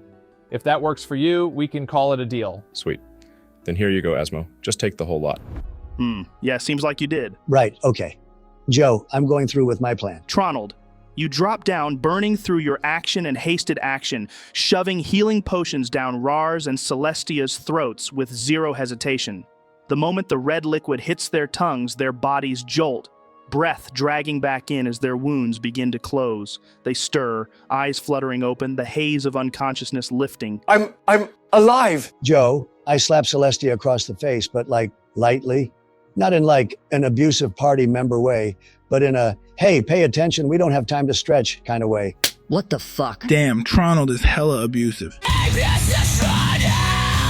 Cure wounds and healing word on Alden and Drogar now. Can't, not in range, but I can mass healing word. That's not a problem. Oh, okay, well that's better? So, I'll do that, Joe. 8 points of healing to everyone here, including me. All right, nice. So, with a burst of hybrid fiendish and celestial energy, the spell ripples outward, tendrils of golden and abyssal light intertwining, surging into every fallen ally. One by one, you all stir. Wounds knit shut, breath returns, muscles twitching back to life. All except you, Saxy. Give me a death save. 17, pass. Nice. All right, Tronald, back to you. I hasted dash 120 feet right to Saxy. Do I reach him? Yeah, buddy. You reach... Joe, I want to slide hard, like epic action skid, cinematic slow motion, sparks flying if the ground allows it, right next to Saxy. Then, wham, potion straight down his throat, like a medic with zero patience. Oh, buddy, give me an acrobatics check. I need to roll for it? Of course you do, buddy. Ew, that's a 6. Tronald, as you slide, your back gives out. It's messy, too fast, Too furious. too reckless. Your knees hit the ground harder than intended, a sharp crack echoing up your spine. Ah, fuck! For one terrible moment, your body locks up, seizing, freezing, stopping just short. But then, the armor moves. Saxi's armor. The very same armor he stripped from his own body to protect you. The arcane plates shift, wrapping around your lower spine, sending a gentle pulse, just enough to push you forward, and with that final boost, your arm stretches, your hand reaches, and the potion tips right down Saxi's throat. A few seconds pass, then a breath. Saxi's eyes snap open, his body jerks, the potion forcing his lungs back into motion. Holy, did you finish it? Did you finish the mission, Tronald? How's everyone else? Are they okay? Everyone's fine, Saxi. Celestia, Mite, Raarh, Alden, and Drogar, we took him down. And Alara, still under my control. She won't be making any moves. Not yet, anyway. And thanks for this, buddy. I look down at the armor, Joe, then nod back towards Saxi. You really did save my ass back there. Hey, no problem, Tronald. You would have done the same thing for me if you were, a gadget-obsessed, borderline genius, highly attractive tech innovator with impeccable taste. Yeah, if only. So, yeah. Fancy giving them back then? You mean your bits of armor? Yeah, my bits of armor. I mean, I don't need to ask, I could just take it. But it feels more polite this way. Of course you can, Saxi. As you gesture toward your scattered armor, the pieces tremble gently, rattling, before floating back into place, piece by piece, reattaching, reconnecting, like an old friend returning home after a long, exhausting journey. Within moments, you're encased once again, feeling the familiar embrace of arcane craftsmanship. It's good to have you back, gorgeous. So it's around this point you see Kobe jogging up towards you. It's good to have you back, gorgeous. Oh, hey guys, you wouldn't believe the kind of absolute bullshit we had to fend off down there. I'm talking like a whole clown car full of reinforcements. They just kept coming, man, like ants at a picnic or something. I thought we was done. Oh, I believe it, Kobe. If you thought that was rough, you should have seen the mess we had up here. Yeah, I'm definitely noticing all the, the bodies piled around and shit. Looks like y'all threw one hell of a shindig yourselves. Huh. I guess you could say that, but honestly, well done, all of you. Kragus, Morgan, Kobe, the rest, you held your ground like champions. Kragus, I'm sorry about the men you've lost. Known those lads since I was barely out of knee pants. Drinking, scrapping, climbing out of trouble. Always figured we'd cash out making fools of ourselves in some tavern. Not here, guts in the snow and dirt. And now it's just Edris and me. Fuck, mate. I thought we were invincible. I'm not good at, this. But if anyone can carry their memory forward, Kragus, it's you. They fought like legends. Hell, you all did. Saved our ass from being flanked, that's for certain. Saved this whole damn mission. Yeah. Every breath we draw now, we owe to them. I place a hand on Kragus' shoulder. They won't just be names whispered in grief. They're the first stones laid in a tower that'll rise above mountains. A monument to defiance. They'd like that, I reckon. Always joked they'd follow me straight into hell. I guess I just never imagined they'd be the ones waiting for me. All right then. Let's make their deaths count for something. Are we all grouped back up now, Joe? I mean, you can be if you'd like. I would like, yeah. So yeah, after some scattered regrouping, you're all finally together again, standing over the crumpled husk of the black-armored figure. The air is thick with the smell of charred flesh and magic residue. All right, Tronald, I'm just going to say what's on everyone's mind. Lady Alara, what's the situation? How long until she's back in control of herself? Oh, well, technically dominate person lasts about a minute, so realistically, 5 minutes ago.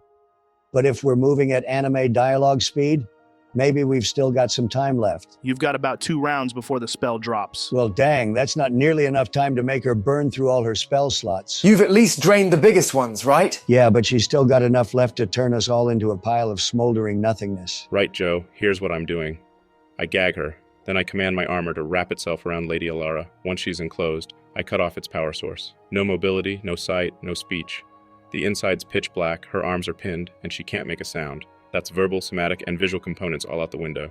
She's locked in a walking prison of my own design. Oh, that's smart. Yeah, That's actually a really cool and creative way to use that, dude. If we want to go the extra mile, want me to try and make her part of the hive mind? Make her a what of the what? Oh yeah.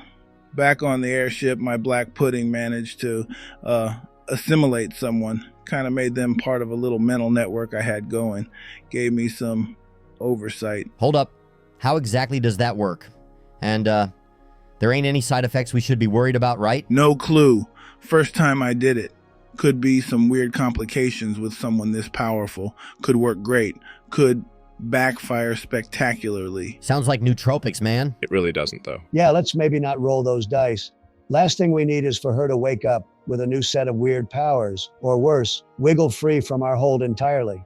Joe, for my final command to her, I tell her to move 20 feet forward and cast Firebolt at Saxy. Oh, I see what you're doing. Yeah.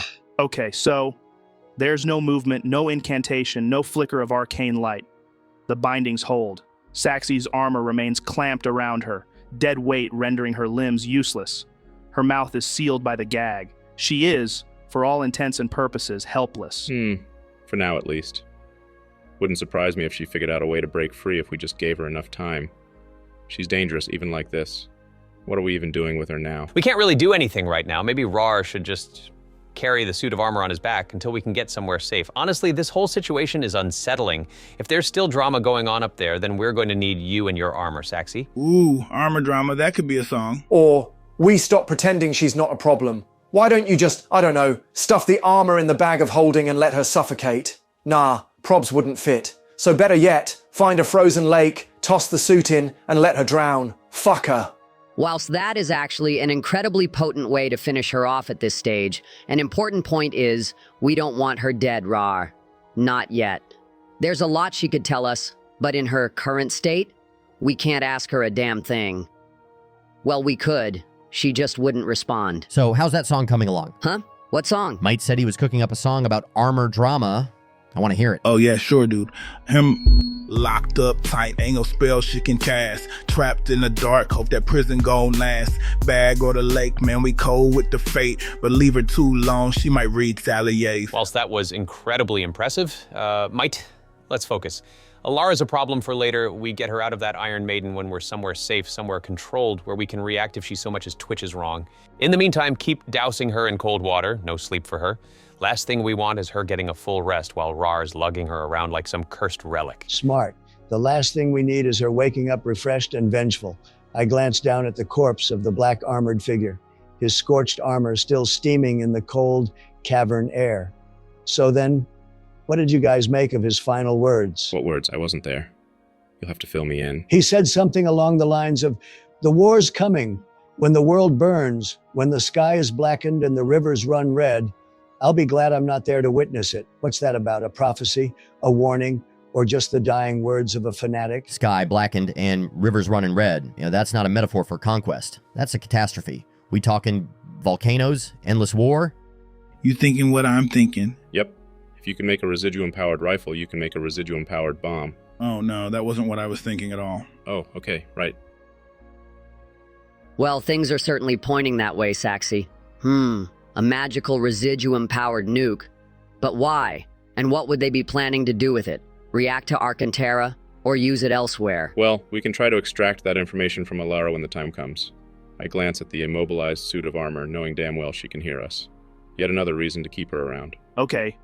Raarh, it's at this point you turn and your eyes catch the form of Drogar, your father, slumped against the frozen wall. He isn't lying down, but he's not standing either, his back pressed against the ice. Your sword, Nepthet-Ka, rests between his legs, its tip buried in the frost, his calloused fingers barely curled around the hilt. Joe, I begin to walk up and stop just in front of him. I begin staring down at the man who was once larger than life. The man I chased through the wilds as a cub. The man whose stories shaped me into the warrior I am now. So, you're free now then? He exhales slowly, a breath that seems to carry years with it. His fingers brush against the hilt of Nepthet-Ka, but he doesn't grip it, just feeling the steel like he's reminding himself it's real. So it would seem. Yeah, he's not free from anything. Tell me, Father, did you see it? When they burned it all to the ground? Were you there? No, I was not there, my son. Not to begin with. But it was my words that sent them there. I told them where to look. What do you mean you told them? My mission was simple. Our mission was simple. Scour the Badlands, the forest, the mountains, the dunes. Search every forgotten corner of this land for the artifact. That was what we were sent to do. Nothing more, nothing less. And after 4 months, I found them. The tribe. Your mother. She was everything I never knew I needed. Strong, stubborn, proud. A fire in her spirit that I had never seen before. She was my home before I even realized I had left one behind. And in that home, I found what we sought. The monolith. The place the Empire believed held something of value, buried beneath it. And so I was at a crossroads. Duty or love. I chose her. Right. Okay. You chose her. No, but I don't get it. You chose her, you chose love. So what? One day you just forgot about all that? What the fuck do you mean it was your words that led them there?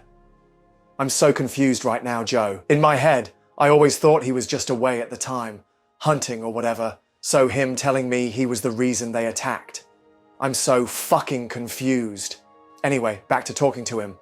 You swore off some mission, you chose her, and then what? You just decided, nah, fuck it and tear it all down? I take a breath, but it doesn't help. My voice shakes a tad, but not with anger.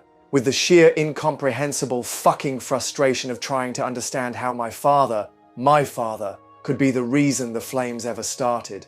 How does that happen, Drogar? How do you choose love and then kill it in the same fucking breath? Sit, boy, and I will tell you. I sit next to him, Joe. Years passed. We built a life. We had a little green warrior of our own, running around picking fights he couldn't win. And I forgot. I truly forgot. About my mission. About the artifact. About everything except the life I had built with her. Then the past found me. One of them, a brother from my old life. Another member of the Chains. He was passing through, saw me, and he saw the monolith. It was then he realized what I had realized all those years ago.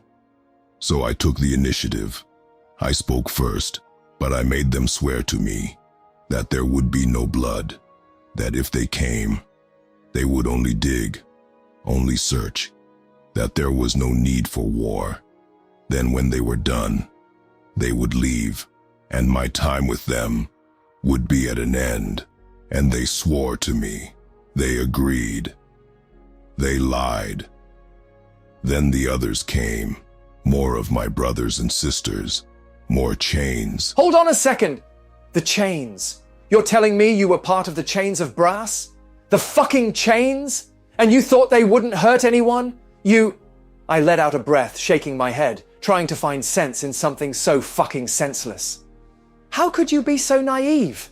The Chains are slavers, murderers, the worst filth that's ever crawled out of the gutters of this world.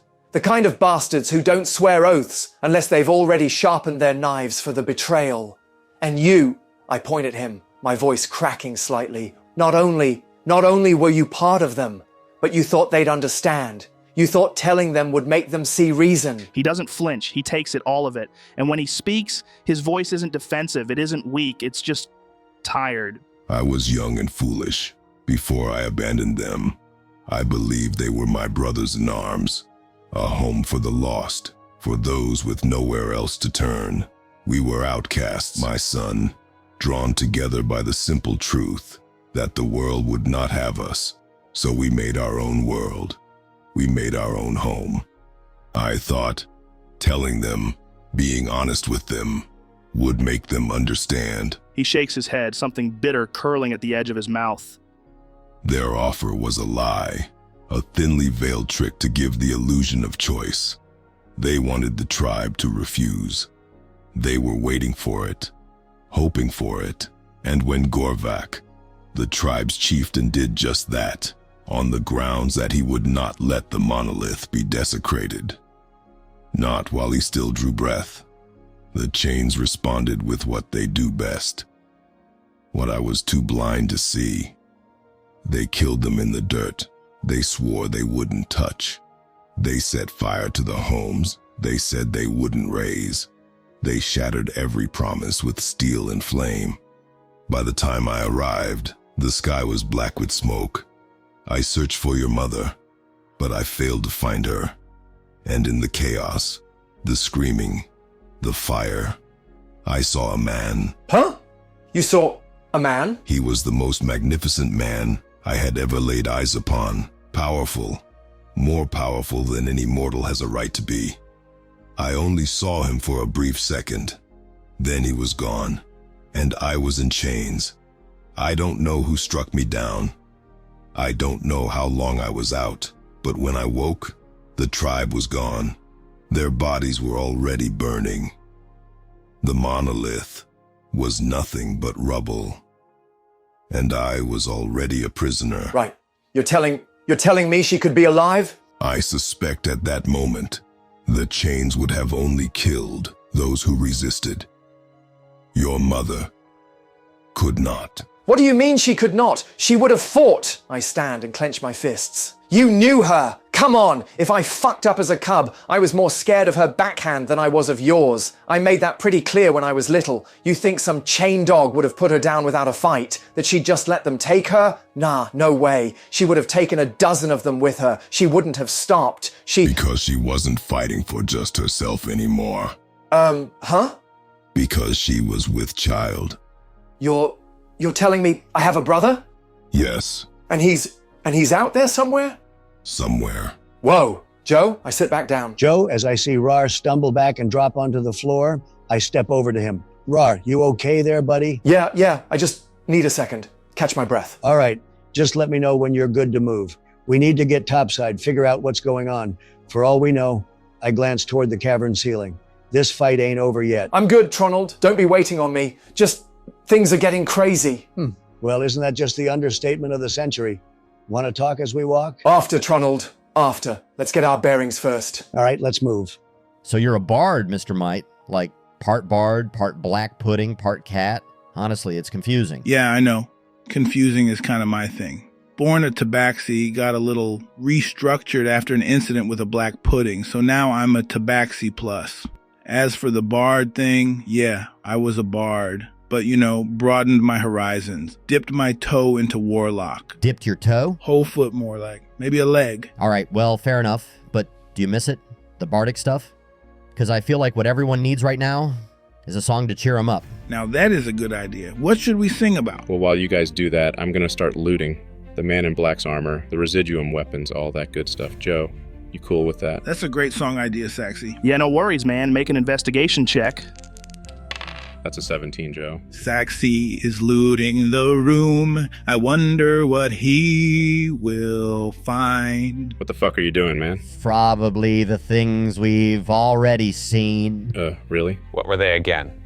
Shotgun. Miniguns. Sniper. What about the guy in black armor? Oh yeah, the black armored guy. Well, probably his armor. And his sword. Oh yeah, his sword too. Wait, what about those grenades? Oh yeah, maybe too, Lexi. What do you even plan to do with all this? Dunno, modify my armor more, probably. Guess we will see, though. That's kind of wild. With what? A sniper scope? Nah, I already got one of those. Then what's the actual plan here? Gonna turn yourself into some kind of walking dead machine. Ugh, please, for the love of the gods, stop. Dunno if we can. Also, why is your symbiote playing a saxophone right now? Dunno. Hey, Black Pudding, why are you playing a saxophone? It felt fitting. The song about Saxy deserves the sultry wail of a sax. Sensual, smooth, sophisticated. So what did he say? He said, fuck you. Oh, okay. Now that they're finished with that lovely song, Saxy, you managed to gather up everything that was dropped by the guards, anything interesting anyway. So you can add the following to your bag of holding. 1 shotgun, 2 snipers, 1 rotary cannon, 5 grenades, 50 rounds of residuum ammo, and the enchanted sword and armor from the black armored guy. Not bad for a day of genocide. Nope, not bad at all. I'll have a proper look at all of them later. Damn. I feel naked without my armor on me. Yeah, I bet you do. Joe, once Saxy's finished being a loot goblin, we should head back up to the surface, see what's going on. I'll throw armored Alara over my back when we move. Neat. As we make our way back through, Joe, I want to be releasing all the other prisoners that were down here too. Okay, cool. The tunnels stretch ahead, a winding path of broken bodies and burned out torches, leading you back toward the surface. The cavern walls are jagged, some parts too tight, forcing you to squeeze through the rough, ice-crusted rock. The air is thick with the stench of blood, charred flesh, and old sweat, all mingling into something that lingers in the back of your throat. The dead line your path. Icehold's guards collapsed where they fell, some cut clean through, others reduced to smoldering husks where spells had incinerated them. Their eyes are frozen open, their mouths locked in the last moments of terror. Among them, 3 of the rebels who fought by your side. They didn't run. They fought until the end. But there's no time to mourn. You press forward, feeling the cold air shift, thinning, opening. Light begins to leak in through cracks in the cavern's ceiling. Sunlight, cold and distant, but enough to pull you forward. Then you stop. You listen. No clashing steel, no battle cries, no grunts of pain or fury. Silence. The kind of silence that presses in, the kind that means it's over. I can't believe we all made it out of that in one piece. Like, wow. We really had it cut out for us down there, but we made it. Barely. That could have gone sideways real fast. Hell, it did go sideways. We just happened to be the last one standing. Yeah, not to jinx it or anything, but that was a lot of nearly died moments. It's so quiet up there, that's not normal, right? I mean, we were hearing the battle before we went down. Now, nothing. Yeah, that's messing with me. What do you reckon? Over? Still going? If it's this silent, it's over. So the only question that remains is who won. We'll find out soon enough. Can we hurry up, though? This armor is hefty. True, but I'd rather get a heads up before walking into a fresh slaughterhouse, just saying. That would be nice, but we don't have the luxury. We get up there, we deal with whatever's waiting. All right then, all aboard the lift, ladies and gents. It's time to find out. Next stop, answers. Let's hope we like what we find. Hopefully not loaded crossbows. When we're all on, I pull the lever, Joe. One by one, you step onto the elevator, its platform creaking under the weight of your battered, bloodied group. Raarh adjusts Alara's armored form over his shoulder, the iron casing clanking dully against his back. The chains groan, and then, with a slow, rattling pull, you rise. The air grows colder as you ascend, the wind harsher, stinging against your skin as you rise into the open world above. The cavern below fades, the remnants of the battle sinking into shadow as you climb toward the surface. And then, chaos. The world above is a graveyard. Bodies litter the snow, sprawled in tangled heaps where they fell. Steel glints under the pale light, blades half buried in the crimson-stained frost. Some corpses are crushed beyond recognition, limbs torn from torsos, skulls caved in under the weight of something massive. Blood seeps into the snow in great frozen rivers. The dead are everywhere. Humans, frost giants, rebels, guards, friend and foe alike. Some of the frost giants lay still, massive forms crumpled in unnatural ways, weapons abandoned beside them. Some fell on their knees, others collapsed mid-charge, their hands still reaching for enemies that are long gone. The air stinks of burned flesh, spilled entrails, and the sharp metallic tang of residuum-fueled weaponry. Shit, that's a lot of bodies. Yeah. What about Horkath and Skadrith? Can we see them anywhere, Joe? Yep, you see them. They're standing beside 7 other frost giant, slumped against the battlefield, gathered in a rough circle. They sit among the dead, motionless, silent. Some are still gripping their weapons, others have let them drop, hands hanging limp at their sides. And the humans? Whilst it's clear who won, and some of the frost giants do indeed live, the humans do not, on either side. None are left standing. Then why does it feel like nobody won at all? Yeah, I was really hoping to see at least one big bastard chugging ale and screaming in triumph. This was never going to be that kind of war. What now, then? We go talk to Horkath. You walking up to them, Tronald? Yeah. As you approach Horkath, his massive frame is hunched, soaked in blood and ash. He lifts his head. His eyes meet yours. There's a flicker of something... disappointment? No. Exhaustion. He shakes his head slowly as he sees you. We won, Horkath. Won? Look around you. 9 of us remain. 9. For many, many more. My kin lie broken beneath the boots of men too small to fight us fairly, but clever enough to kill us all the same. And your people, your warm bloods, I see no breath in their lungs. I hear no songs from their lips. I know what we lost, but look at what we've taken back. We've freed your elder, the one they bled for power. We've gutted their outpost, shattered their command, struck a blow that will echo up the chain of command. We saved Raarh's father. We saved hundreds more. Make a persuasion check for me, Tronald. 12. Okay. He thinks for a moment, then he speaks. And still the dead do not rise. Still the snow drinks from our wounds. You list these deeds as though they weigh against the blood. They do not. I do not feel victory in my bones, Tronald. I feel silence. Cold silence. And less of my people than there were this morning. You don't have to feel proud, Horketh. I'm not asking you to celebrate, but don't dismiss what we did here. You stood your ground when others would have run. You gave those bastards a reckoning. You held the line so others could live. That matters. That has to matter. A long pause ensues. He looks at the fallen around him. One massive hand lowers to rest on the shoulder of a nearby corpse, one of his kin. His voice softens, barely more than gravel in the wind. Perhaps. But I would trade 1,000 victories like this for just one more brother or sister still breathing. Guys, I'm tempted to try using that 9th level Vitamancy scroll we found. Life Matrix Synthesis. It rewrites the life code of every creature within 100 feet. I could try to evolve them back to life. Maybe not all, but some. It might work. You want my honest opinion? Don't. Yeah, it's tragic. Yeah, it feels wrong standing here breathing while they don't. But that scroll, that's not a band-aid for guilt. That's a weapon, a nuclear-level rewrite of reality. Once you use it, it's gone. And for what? A chance to bring back a few bodies in a graveyard of dozens. Maybe it works, maybe it doesn't. Maybe they come back as what they were, or maybe they come back as something you wish you could kill again. You use that scroll right now, you're not making a tactical choice. You're making an emotional one. And we can't afford that. Not here, not now. Save it. For when it matters more than how we feel. I think you're right. Everyone who charged down here knew exactly what they were charging into. Hey, Horketh, what's the plan for the mines now? We will bring this place down. Break its bones. Let no pick strike here again. No spell tear open the veins of our kin. We will bury it all. Good. Let this place be forgotten by mortals. Anyway, we've still got work to do.